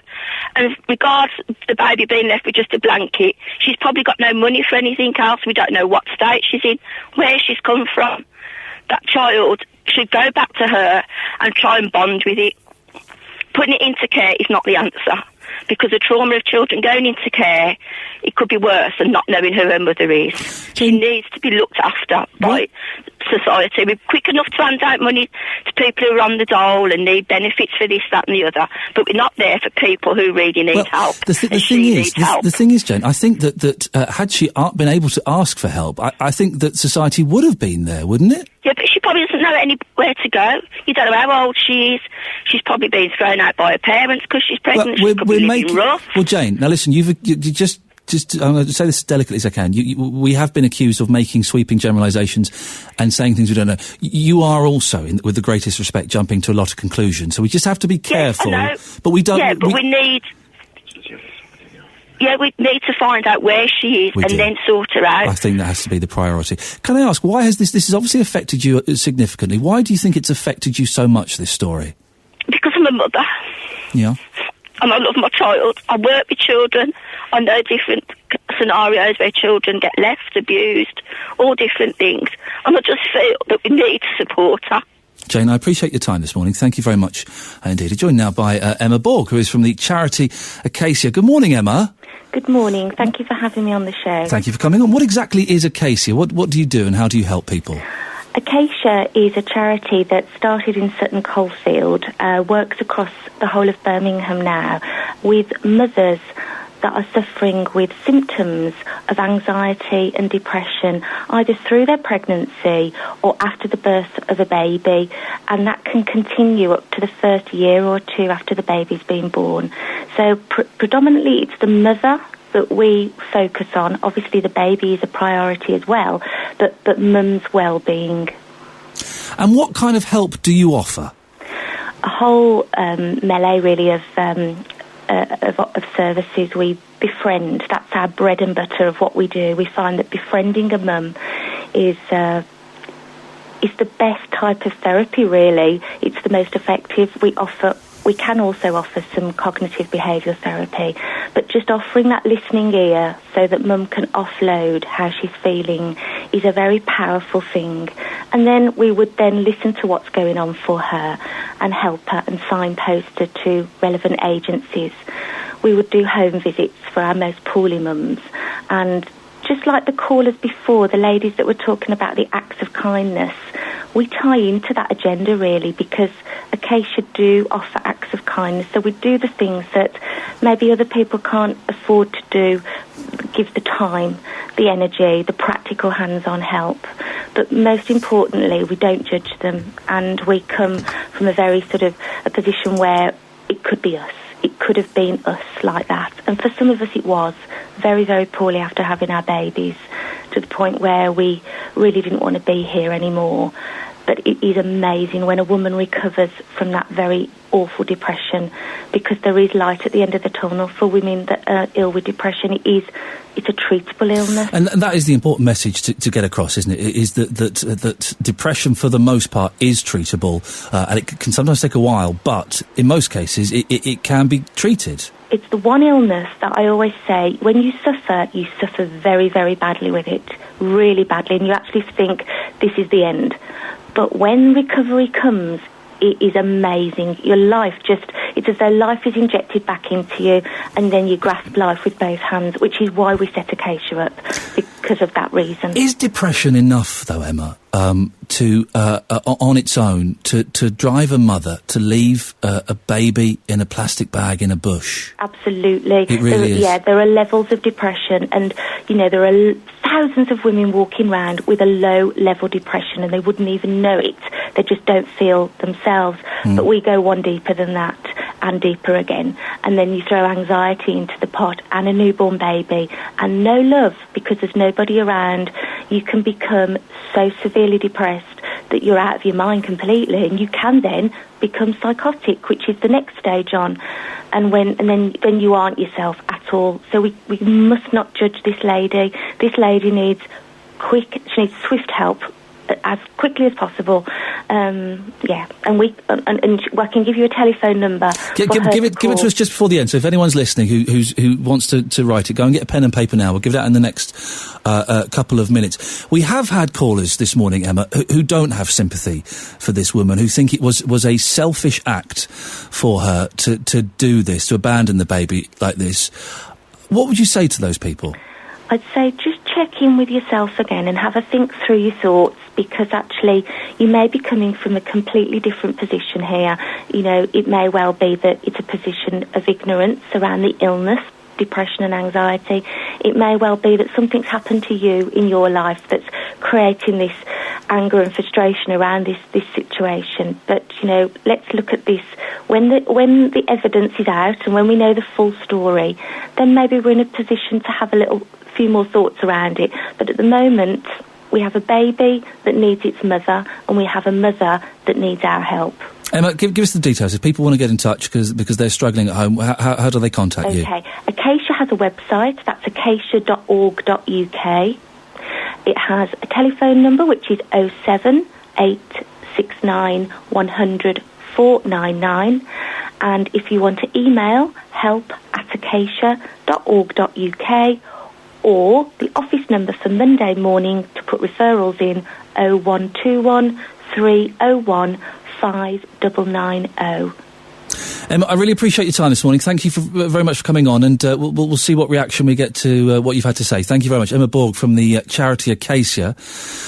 08453 009956. That's my telephone number this morning. I'd love you to give me a call. Have you got sympathy for this mother? And we are making lots of assumptions here. I'm completely aware of this, but I am assuming that it's a mum that's left this baby in a bag in a bush. Have you got sympathy for that mum? Emma Borg there from the charity Acacia says yes. Yes, when you're suffering from postnatal depression, you can do what seem to be the most awful things. Logic, sanity, rational thought goes out of the window. I've been putting this out this morning, and I can understand why you'd be reluctant to come on, but I really would like to speak to somebody who has suffered from postnatal depression this morning, because I think it will be important to educate a lot of the callers that we've had and a lot of the listeners who don't get it, who are at home scratching their heads going, what? She left a baby in a blooming bag, for goodness sakes. Why should we have sympathy for her? So if you have suffered, could you give me a call? 08453 009956. Would love to talk to you. You can text as well, 81333. Start your text WM. I've got loads of texts to get through. I'll try and crack through as many as I can. You can also send me an email. Iain.lee, IAIN.LEE at bbc.co.uk. And I know it's a quantum leap, but there's no smooth way of doing it. But have you done all of your Christmas shopping yet? You strange, strange person. BBC WM 95.6. Teachers, if you don't like it, get out of it. Pensioners who can't do anything to boost her income. Abduction, as far as I'm aware, she actually went willingly. Iain Lee, Saturdays 9 till 12. BBC WM 95.6. Morning, this is Iain Lee, BBC WM 95.6, sitting in for Nick. He's having the week off. I'm here until 12 o'clock. Then it's Adrian Goldberg, the legend that is, will be coming in and doing his stuff. Lots to talk about in the last hour. Christmas shopping. Have you started it yet? Have you done it? Some of you will have completed your Christmas shopping. That's ridiculous. Shame on you. Naughty. That's not right. I haven't started it yet. We're going to go small this Christmas, I think. Not too many presents. No, please. It's nice and small. But have you started? What have you bought? And can we get someone who is brave enough this morning to give me a call and tell me, yes, I've completed my Christmas shopping, and shame on you if you haven't. 81333 is the text number. Start your text WM. You can email Iain.lee at bbc.co.uk, or this is the best way to do it. I mean, so many of you have called in this morning. Thank you. 08453 009956. Call 08453 009956. Iain Lee on BBC WM 95.6. Now, back to the story that really has dominated, BBC WM for the last couple of days, and it's on the front page of some of the newspapers. The baby that was found in a plastic bag in a park, in a bush. Found by an old fella. He's walking his dog, and they see a plastic bag. What's it? Oh, my goodness, it's a baby. Now, earlier on in the show, I spoke to a psychologist, a clinical psychologist, who, and I asked him, did he have sympathy for the mum? I do, and the reason I say that is that women don't do this, Iain, unless they feel extremely hopeless about life. You know, they have no hope. They are desperate, they are frightened, and they're almost always quite young, inexperienced, and with very little family support. Or, you know, if they do have any family support, they're very fearful. And as I say, they've often kept the pregnancy away from parents friends, relatives, and they're extremely lonely. And that's why they do such desperate things. So, sympathy. Have you got sympathy for this mum? I'm coming down on the side of yeah, I think I have, actually. I've heard enough from the experts. Yeah, I know. Treat that word with caution, but I think I've heard enough from the experts to think, actually, I probably do have sympathy. Yes, terrible thing that she did, awful thing that she did, but how ill must that woman be? Who's been on the line the longest? Kim has. Kim in Solihull. Morning, Kim. Good morning, Sorry Ian. to keep you waiting. Have you got sympathy for the mum? I haven't. Oh. I really have. I've had to pull over. I've just been driving home and I've had to pull over to stop to ring you. That most beautiful baby, it's gorgeous. Yeah. How about all those mothers and fathers who would love to have that child, who can't have children? What about the future of the child?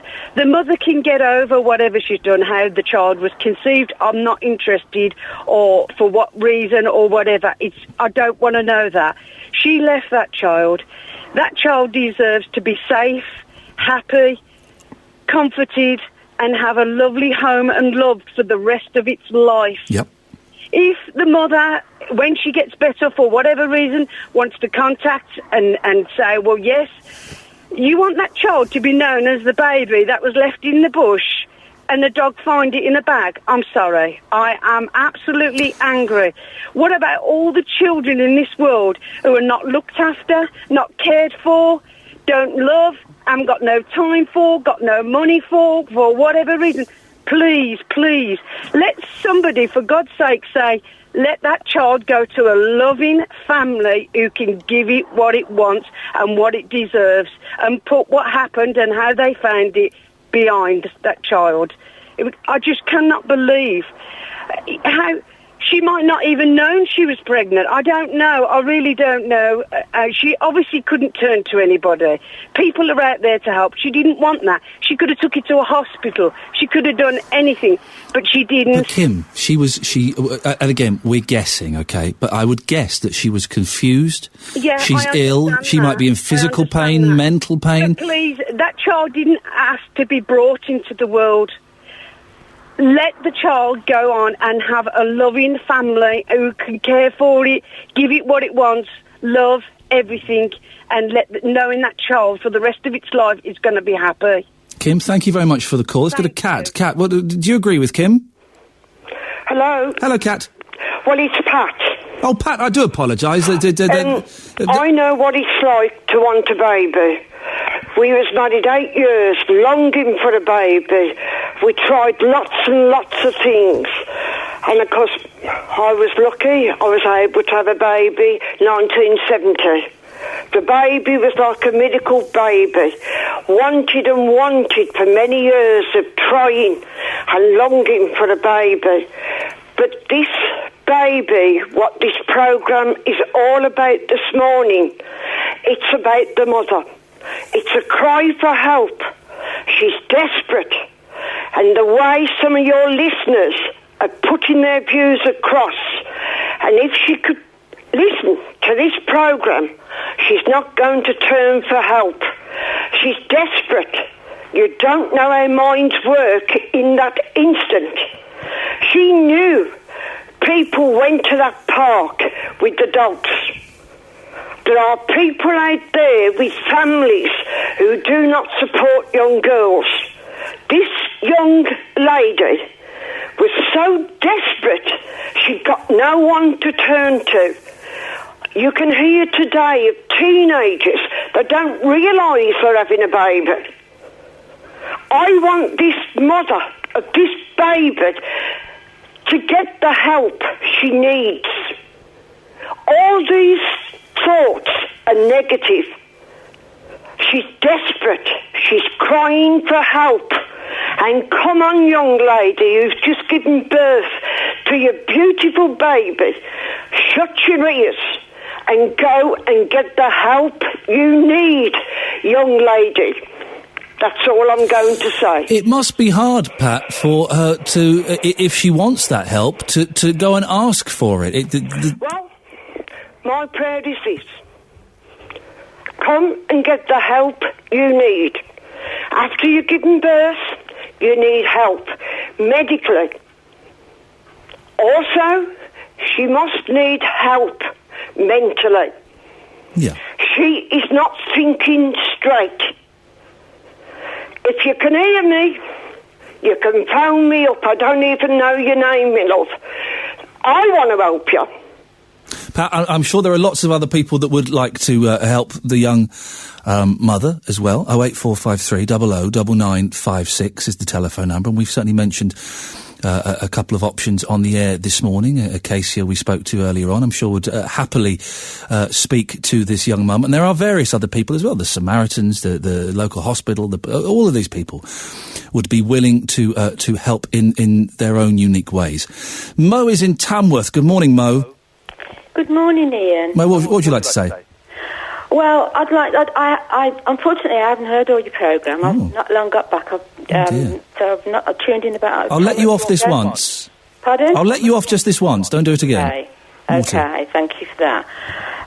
Yeah, it's about this situation with this lady that's left a baby. Yeah. I suffered from this a very long time ago. Only the once, thank goodness, but I've never forgotten it and the impact it had on my life. I am normally a well-rounded, rational, I think intelligent person, but I felt desolate. I felt alone. I felt lonely. I had family. I had a husband. I had another child. I felt everything was pointless in life. Everyday worries and problems that we all cope with were blown completely out of proportion and felt like they were squashing me. I lost interest in everything except my baby. I did go through the routine and ritual of taking care of her. I felt my mind was weak. I felt completely out of touch with everything. And I can remember now that I envied people who laughed. If I saw someone laugh, I wanted to cry my eyes out because I couldn't do that. Nothing made me smile or laugh. And it lasted about 3 months, I think. But I wouldn't wish it on no one. How did you get over it, Mo? Gradually. There was no way. I mentioned it to the doctor and he told me that, it's a normal thing. Sometimes after you've had a baby, it will go away. And I said, how long will it be before it goes away? And he said, it could be weeks, it could be months. But the very fact that he said it would go away was a help. Yeah, that gave you a light at the end of the tunnel, which is an important thing, I think, when dealing with depression. Mo, thank you very much indeed. I appreciate you coming on and telling us your story. 08453 00 9956. We'll keep taking your calls on this up until 12 o'clock. Coming up soon, though, Christmas. I flipping love Christmas. I love it. You cannot get Christmas carols and Christmas decorations and stuff being sold in the shops early enough for me. I love it. 08453 00 9956. It's 11:15. Morning, this is Iain Lee, BBC WM 95.6, sitting in for Nick Conrad here until 12 o'clock. Christmas. It's not that far off. I am genuinely very, very excited by the prospect of it. Where are we now? The 2nd of November was a few weeks ago. I love it. I love Christmas. Although, I'm not one of those, do I say weirdos? Yes. One of those weirdos that has bought all of their Christmas presents. Some people have. Some people have done this. They have gone out or they have sat at their computers and they have bought Christmas presents. They've probably wrapped them and they're under the stairs or at the top of the wardrobe. Have you done that yet? 08453 00 9956. A few numbers, if you don't mind. 53% of us have already bought a Christmas present. Trying to think if I have. I haven't. No, I haven't. More than a quarter of Brits start saving for Christmas before the month of September. Almost a quarter of Brits pre-order their Christmas dinner in advance. And more than, last number for a moment, more than 3/4 of Brits shop for presents first in preparation for Christmas. Well, you have to do that, don't you? Otherwise it's crazy. You know, I did this once, and I vowed never again. The shopping for stuff on Christmas Eve. Oh, man alive. Oxford Street in London on Christmas Eve. It was the equivalent of hell. It was awful. Well, I'm joined now by Professor Isabel Schmiegin, lecturer at Birmingham Business School and an expert on consumer behaviour and shopping. Good morning, Isabel. Have you started your Christmas shopping yet? No, I haven't. It doesn't mean that I don't think that possibly starting your Christmas shopping is such a bad thing, but I'm afraid I'm not quite that organised. What kind are you? You can't be a Christmas Eve person because you are a woman. No. And women are too sensible for that. I think that you're right in that you're saying to a certain extent that there's a gender issue here. I do think that the gender issue comes about from the fact that, whether we like it or not, women are doing a lot of the organising around Christmas. So it's not that they're just responsible for their presents. They're often responsible for many other things like, getting the house organised and the food and so on. So I think that the reason that we see these figures is actually probably a couple of things. One is what I'd call this organisational aspect of it. And the other thing I think that we ought to bear in mind is that people are trying to spread the cost of Christmas over a period of time. And I think that has an impact, and that's probably what we're seeing with these figures that you've quoted. But spreading the cost, the simple thing to do is to spend less at Christmas, and yet none of us will. I always buy too much food, a load of it gets chucked away. I always buy too many presents, and they kind of get lost. Why do we find it so hard to just cut back on what we're spending? The other aspect of Christmas is that it's a time of celebration. We don't in Britain, we don't have that many celebratory events. Christmas is very important to us. It's a time when, the days are getting shorter, it's colder. We're looking for something to make our lives, feel a bit better. And celebrations traditionally mean, a degree of overspending, overindulging. I agree that, as canny shoppers, we probably want to be a little bit cleverer with the amount of food we buy. I mean, I hate it when after Christmas when you're sort of throwing food away. But I think that's part of, it's one time of the year when we can be a little bit indulgent. And I think that's what happens to people.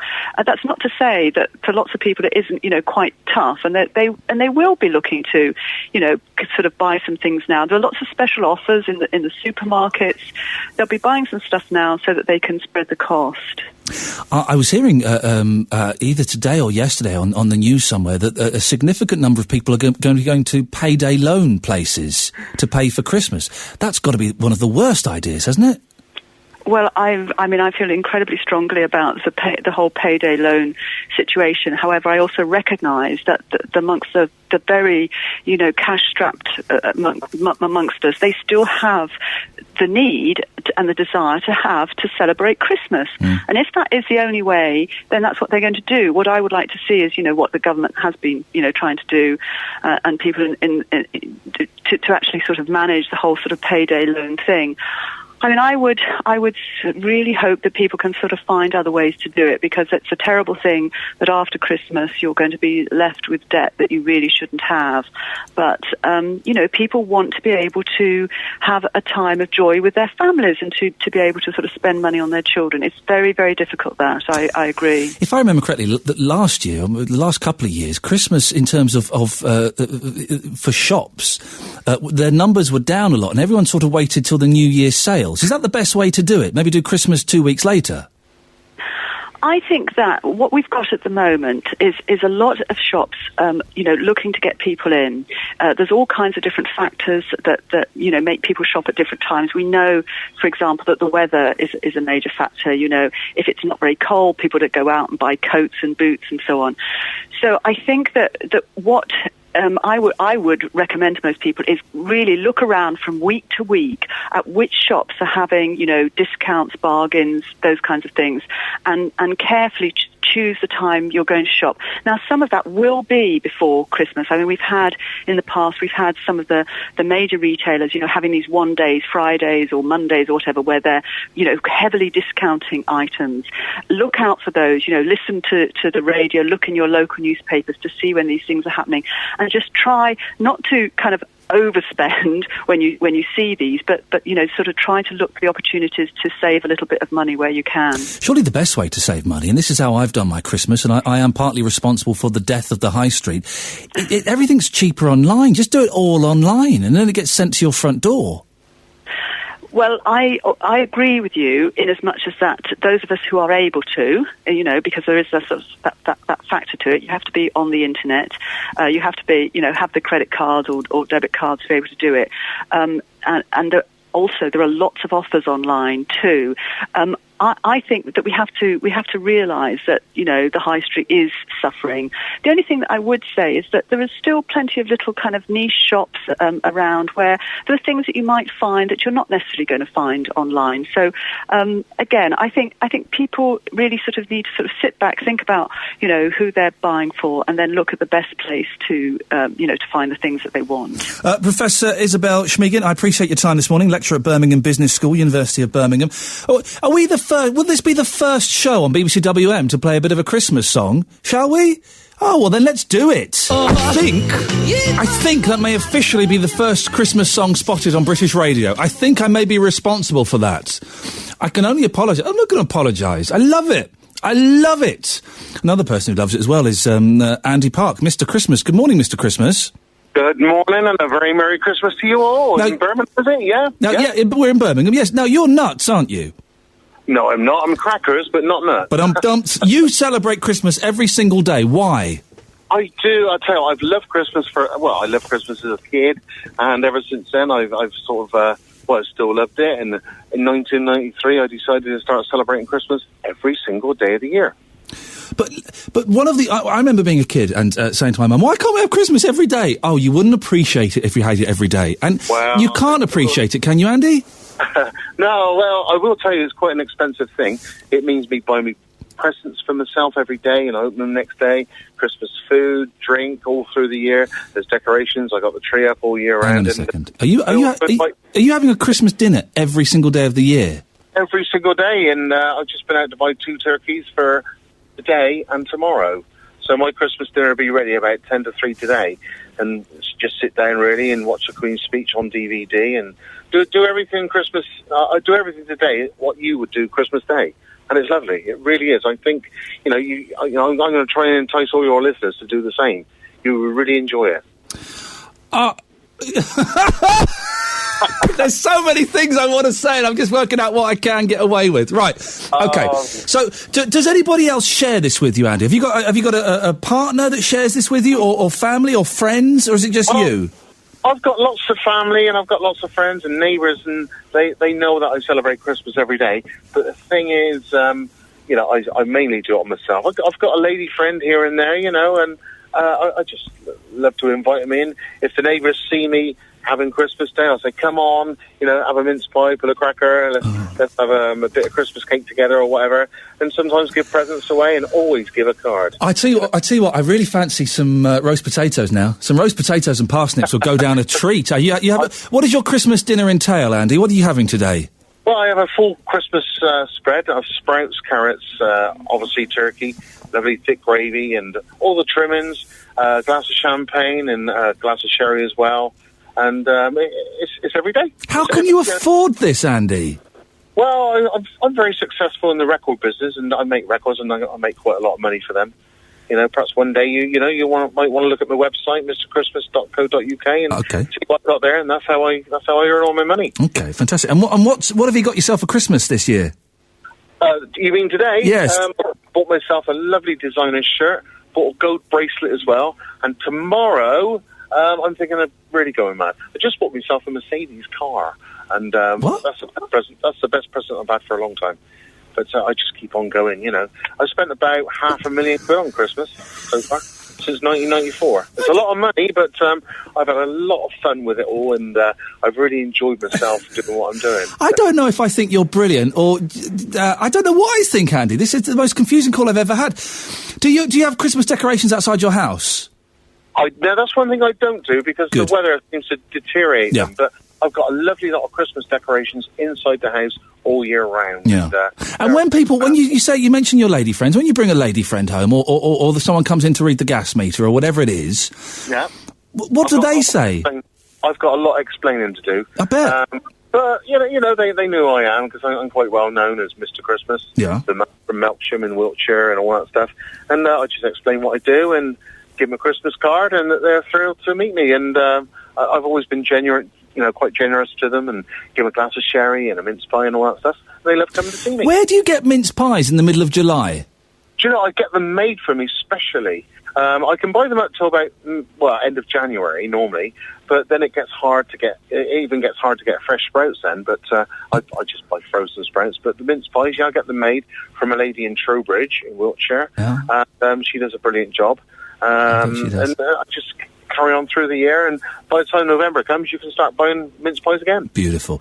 And what do you do on Christmas Day? Do you have that day off and just treat it like a normal day? No, I tell you what, I love the real Christmas. Do you have like a double Christmas? Do you go super large on Christmas Day? No, not really. I'm just happy to be with my family and friends and seeing them celebrate Christmas with me for at least just one day a year. But of course, Boxing Day comes, it's all back to normal again. Man.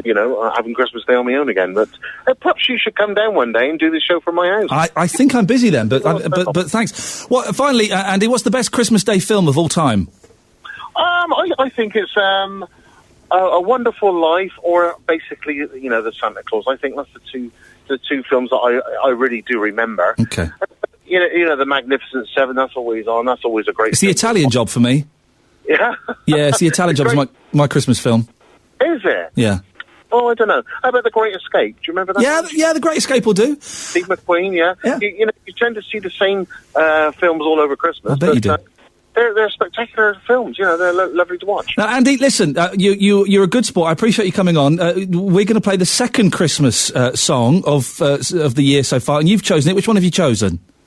I'd probably go for the Slade Here It Is, Merry Christmas, or I Wish It Could Be Christmas Every Day, or Shakin' Stevens. Let's stop on I Wish It Could Be Christmas Every... Let's stop on Roy Wood. Is that Roy Wood, you said? Yeah, I love Roy Wood. Yeah, beautiful. Thank you, Andy. Mr. Christmas there. Absolutely bonkers, wasn't he? Wonderful for it. Well, there you go. That's probably the last Christmas song you'll hear on BBC WM for a couple of weeks at least. When do have the shops... sorry, I'm munching a carrot. How rude. Have the shops started playing them yet? Quite often those pound shops of the various kinds, they're the first ones to play Christmas music, aren't they? And I love it. I do genuinely love it. I couldn't do Christmas every single day, though. Although, after listening to that... Come on, who fancies some roast potatoes? Some sprouts? Yorkshire pudding? A bit of cranberry sauce? Yes, please. 08453 0099 56 is the telephone number if you want to give us a call about that. Brian is in Erdington. Brian, what have you called about? Well, with reference to Birmingham, this fantastic library we've got, £92 million. Let me just say, for those who missed it, the New York magazine has advised its readers to go to Birmingham instead of London, and last year the New York Times declared Birmingham was no longer simply flyover city. And we're listing all the great things that Birmingham's got: the Balti Triangle, the Birmingham Royal Ballet, and of course this wonderful library, which I think is the biggest library in Europe, isn't it? Well, let me tell you then. Apparently, my local library cannot get anything from the major library till next year because they're very, very busy. Now, why didn't they organise this before they opened the Ruddy Library? So hang on, what's happened? Say this again. Your local library is struggling. My local library, I've been trying to get a score for a musical. Yeah. And they've been told from head office, from Birmingham, they'll get nothing till next year. Okay.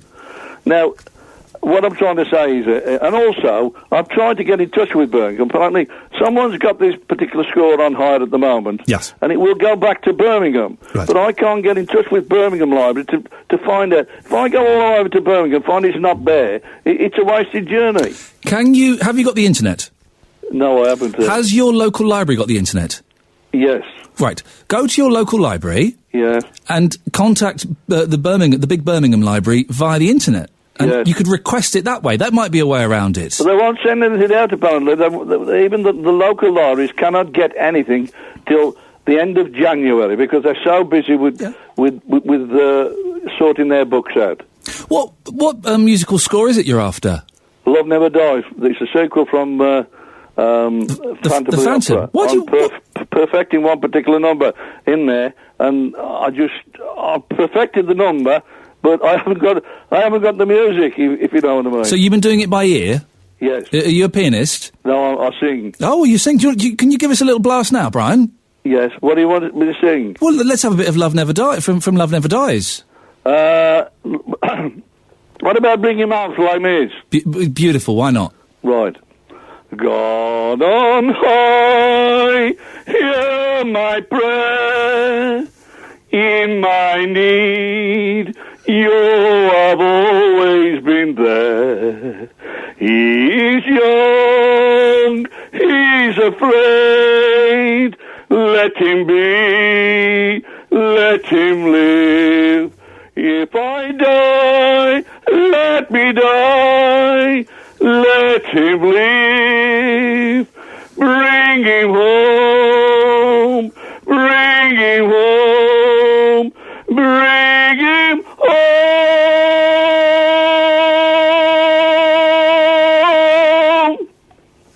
Well, I am speechless and after I'm 75. That. Yeah, I can tell. That was amazing. Yeah. I mean, you have got a very unique voice. Yeah. Do you sing? You have a little cough? I used to be in Sudbury Opera until I closed down. I've done the X Factor twice, and I've done British Talent also. Right. Okay. Did you? How far did you get on the X Factor? You didn't win it, did you? No, I didn't get in. I didn't just say Mr. Kell. No. That's a shame. No. Well, listen. Right. Well, Brian. Now I'm angry. Your library should get that music. I'm angry as well. You have a talent. You have a gift from God, and you should be able to use it. I know. Yeah. By the way, you can if you go. I've just been told by my team that while you were singing that song, they've managed to download the score from the internet. So possibly what you could do is, again, if you went to your local library, perhaps you could ask someone who worked there to help you download the score and print it off. Oh, I see. That might be a way around it, and that would be pretty quick. But it would take 5 minutes. So if I went to my library and asked them to download the score, yeah. Yeah. If you said, look, can you help? Are you very good with computers, Brian? No, I'm not. No. Okay. The artistic people often aren't. Okay. What you need to do is you go to the library and say, look, I can download this score off the internet, but I don't know how to do it. Yes. Would you show me? And then would you show me how to print it? And I'm sure, if they're not too busy, I'm sure they'd be delighted to help you. That's lovely. And what you could then do is maybe do a little impromptu performance in the library. Yes. Well, listen. I was in Goddard not so long ago. I did it. I sang in the hospital. Yeah. And I also, but they love with what they've done for me, I'm doing some volunteer work now. Good. Brian, listen, it's lovely to talk to you. I really hope you sort that out because, Brian, if you stay on the line, what we'll do is you can speak to our production team and they might be able to help you a little bit there, which is the kind of thing we do here. You guys are nice. Wasn't that great? He's in his 70s and he gave it everything he had. Wonderful. Do you know what? I don't like people who can sing or play instruments, only because I'm really jealous.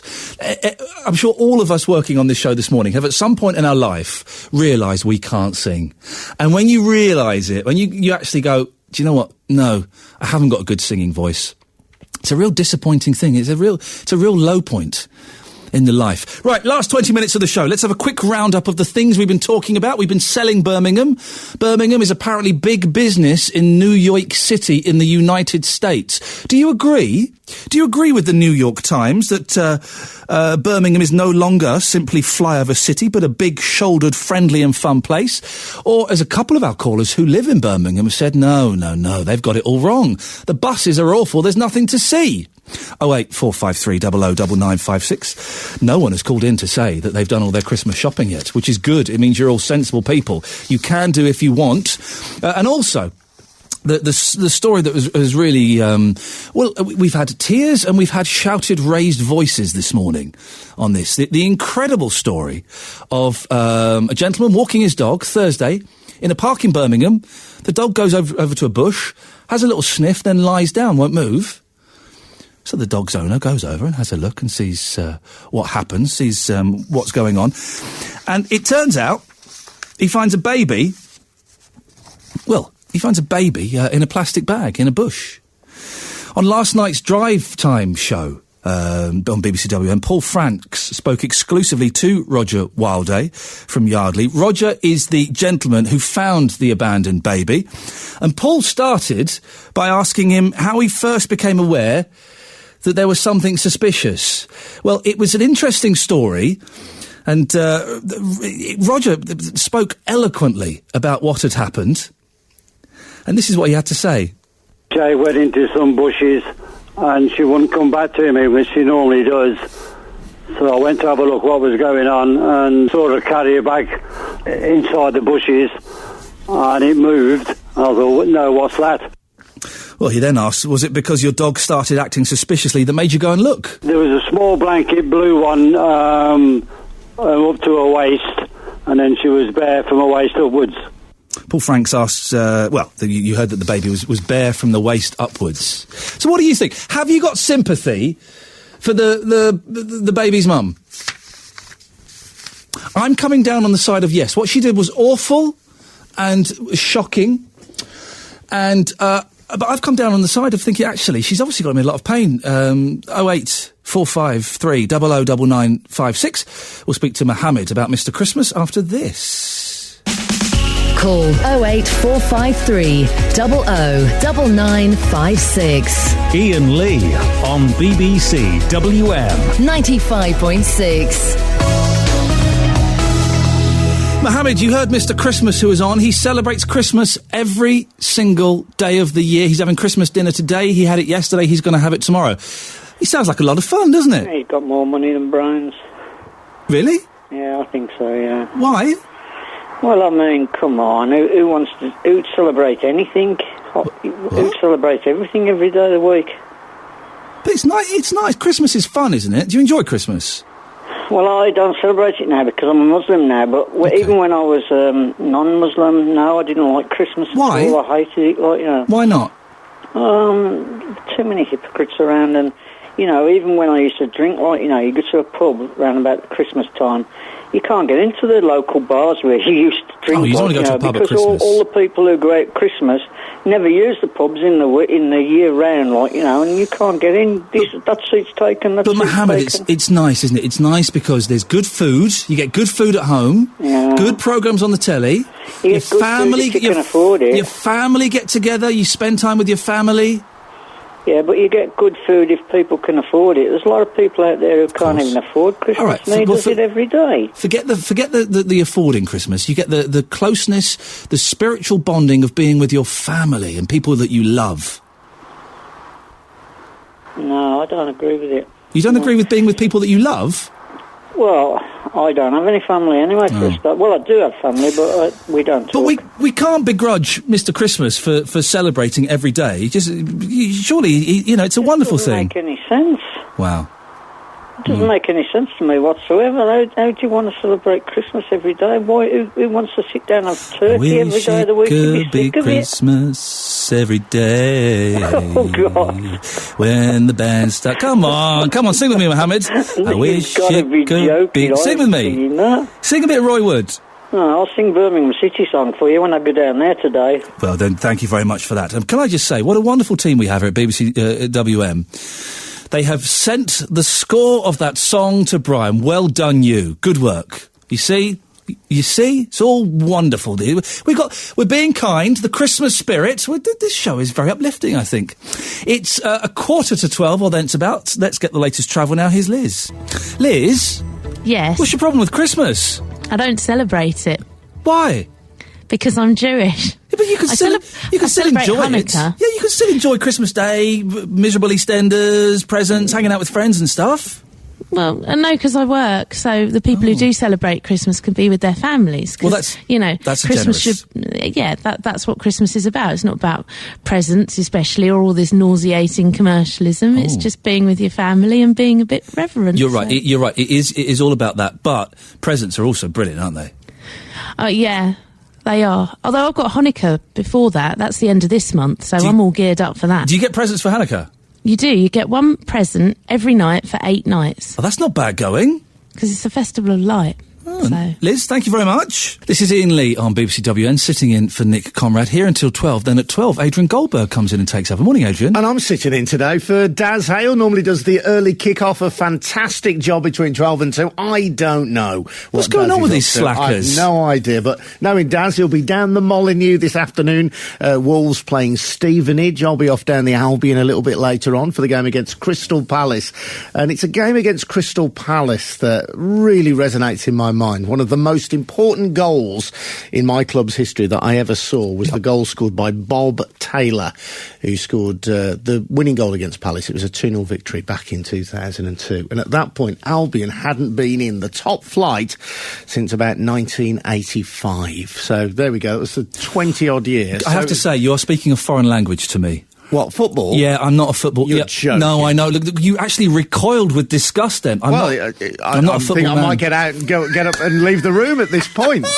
I'm sat here nodding and grinning. I haven't got a clue what you are talking about, Adrian. I'm so sorry. Let me tell you, that was the goal by Bob Taylor. Yeah. Not only one of the most important goals ever scored in the history of West Bromwich Albion, one of the greatest days of my life. You could have been sitting there, couldn't you? You'd have been stroking your chin. Well, it's interesting. Well, I've been to see one football match. I went to see Luton versus Millwall this year. Oh, if you're going to choose a game to go to, that's the one, quite clearly, isn't it? I've seen one. I don't need to see any more. I know what happens. Yeah, it lasts 90 minutes, 22 blokes kick a ball around the field. Yeah, that's pretty much it. You've got it. Yes. What's coming up on the show today, then? So we're going to talk about the most important goal that you have ever seen scored by your team. Right. And also, see, the England goalkeeper, Joe Hart, has been dropped by Man City today. Now, I know that across the West Midlands, fans will be reminiscing about this. The best and the worst goalkeeper ever to play for your team. There'll be so many nominations for that. Excellent. So get the calls in, 08453 009956 or at WM Early Kickoff on Twitter. Adrian, excellent stuff indeed. Thank you very much indeed. And I apologise for not being a proper bloke. I don't get it. Why are they... I'll take you down the Albion this afternoon. Come on. Thank you very much, Adrian. If you want to give him or me a call, I'm here for another 10... Oh, look at it. It's 10 to 12 already. This morning has flown by. 08453 009956. On the subject of the baby in the plastic bag, Baby Jade. She's got a name now, Baby Jade. Dave's in Sutton. Morning, Dave. Yes, good morning, Iain. Dave, have you got sympathy for the mum?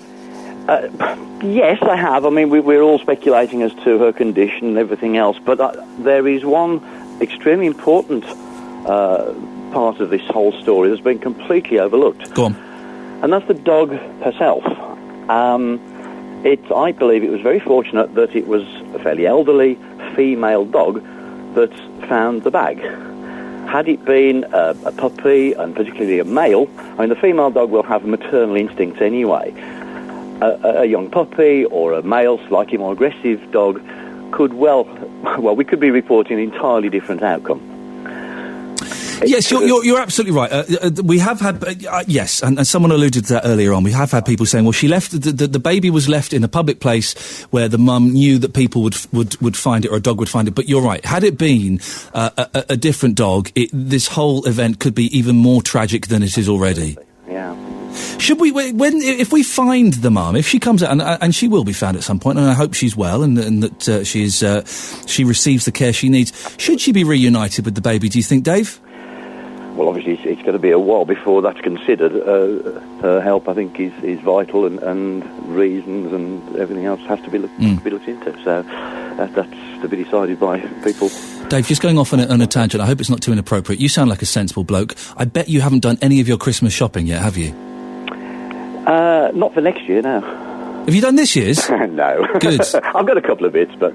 have you? Already? Well, you spot things that you know people like. I mean, things like scented candles when they're off, and things like that, you know. Dave, listen, I appreciate your time this morning. Back the cupboard for so-and-so. Well, exactly. Well done, you. Thank you very much. Dave in Sutton, 08453 009956. I'm surprised that he's bought a couple of things already.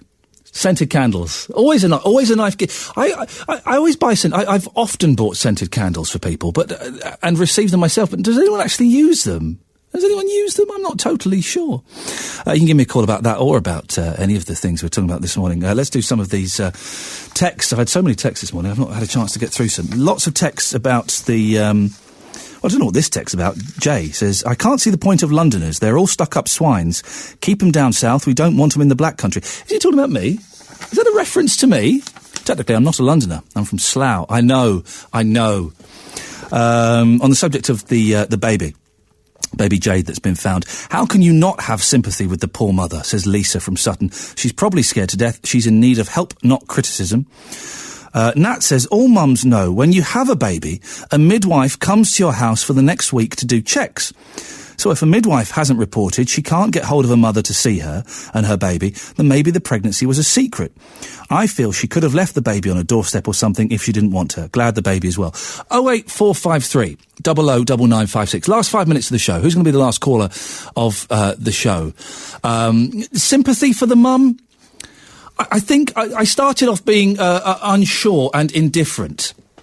Now, yes, I think I've listened to enough of your points and enough of the guests that we've had. And yes, I do have sympathy for the mum. I do feel sorry for her. What she did was awful and was terrible. But I think when you're dealing with a mental illness, and postnatal depression is a mental illness, all rationality and all logic and all sense of following the established normal rules of society are gone. They're gone. So, yeah, what she did was awful, but I do feel really, really sorry for her. 08453 009956. What do you think? Do you agree? I think it's a tough person, a cold person, who doesn't feel some sort of sympathy for her. And yet we've had lots of you saying that this morning. So I've got no sympathy for her at all. What she did was awful. You don't leave a baby like that in a plastic bag. Old Timer says on the text, what if the baby was left for someone to pick up? Ominous, perhaps, but would explain the lack of clothing. What? I don't quite follow your logic, Old Timer. Give me a call and explain that. 08453 009956. Stu in Birmingham, we had the gentleman on who was singing. Singer Maya, he's not sure. He's not sure. Sorry, I should have read that before. Singer, I'm not sure, is what he means by that, I think. Now Barry, for goodness sakes, I wouldn't like him as my alarm clock. I thought the gentleman who phoned up and did some singing, I thought he was cracking. It was a very unique, distinct voice. What happened to praise for Birmingham? Hi Nick, I'm listening to you from Tenerife. Wow, must be a bad line. I'm Ian, but never mind. I too experienced the exact symptoms of your last call after the birth of my baby. This is the caller who was talking about postnatal depression, particularly the envy of people looking happy when I could not ever see me laughing again in my life. And I am a man. And one more of these before we go to Muriel on the phone. That baby may have been a product of abuse. That's why she may have done that, says Bob. Muriel, in Acox Green. Good morning, Muriel. Good morning. Number one, yes. The gentleman that came on and sang for Bring Him Home. The singer. What did you reckon? I was just overawed by it, you know. Very powerful voice. I went and... How did you go? Gareth Malone needs singers like him in his choir. But how did you go when you heard it, Muriel? Wow. Wow. I think we all said wow. Just amazing. May not have said that. Well done, that chap. Now the baby. Yes. I am totally baffled because I was reading a small article in the paper this morning alongside a photograph of the baby. Yeah. And it seems the umbilical cord was still attached. So I'm just tearing my hair out, wondering what on earth is going on. I hadn't read that. I didn't know if that was the case or not, that the umbilical cord was still attached to the baby. Yes, according to the paper, the umbilical cord was still attached to the baby. Well, if that's the case, that suddenly becomes an even more serious and concerning medical issue. And I can't imagine the condition the poor mother must be in. Yeah. And it's so dangerous, the situation. What's going on? You know, surely, is the poor mother still alive? That's my big question. Listen, we're going to move on because I just want to squeeze in Janet. Thank you very much. This is a story that's going to go on for a while. And if the mum is listening, you go and get some help, for goodness sakes. Go and get some help, medical, physical and mental, because you can't be in any fit state at the moment. Janet's on the line. Good morning, Janet. Hi. Hello, Janet. Hello. Hello, my love. Hello, my darling. You're all right, my dear? I think that there's somebody there who's with her and the baby. She's handed the baby over. They've done a runner. They've put it in the park quick. They've gone back to her, and it's all been covered up. I think it's a cover-up job. Go through that again. What's happened? I think that somebody's been with us, probably a partner or a husband, that don't want the baby. Yep. She would not be able to get out of bed after 24 hours having that baby and go to the park. I've had 3 kids and I couldn't have done it. And she can't do that. I think it'll all come out in the wash, but I think that somebody's done it for her. And put What would drive somebody to do that, do you think, Janet? Well, a partner who don't want children, is probably married, got a family, and she's had that baby, and she doesn't want it, he doesn't want it, put it in a I mean, if it had been the mother, I think she'd have wrapped it up properly. You know, really warm and lovely. But apparently, I think he's took it off her. That's what I think. And it'll all come out, I think. It's hard to imagine what must be going through that poor woman's mind. I can't imagine, because I've got 5 great-grandchildren, and I love them. How old are your grandchildren, Janet? Oh, my God. One's 8, one's 5, one's 3, one's 2, and one's 1 tomorrow. Oh, fantastic. And we're having a big party for them. And do they love... they must love Grandma Janet. Pardon? They must love Grandma Janet. They come with trick and treat, the 8-year-old, and he said, he knocked the door, he got all his out things, and he said, trick or treat, Nanny Janet, but he shouldn't have said Nanny Janet, he should have been anonymous, like, you know, but Janet, we've got lovely to talk to you. I've got to move on, partly because, my time is finished here. Thank you very much, dear listener. Adrian Goldberg is taking over. Adrian, you're talking about important goals, is that right? It's early kick-off from 12 o'clock today. I'm in for Daz Hale, talking about all sorts of stuff, the most important goal your team has ever scored, amongst other things, and the best and the worst goalkeepers that we've seen around the West Midlands. I shall be listening as I sit in my car and drive through the streets of Birmingham. Thank you very much, everybody, for being so friendly this morning. Nick should be back next week. Adrian's up next. Ta-ta.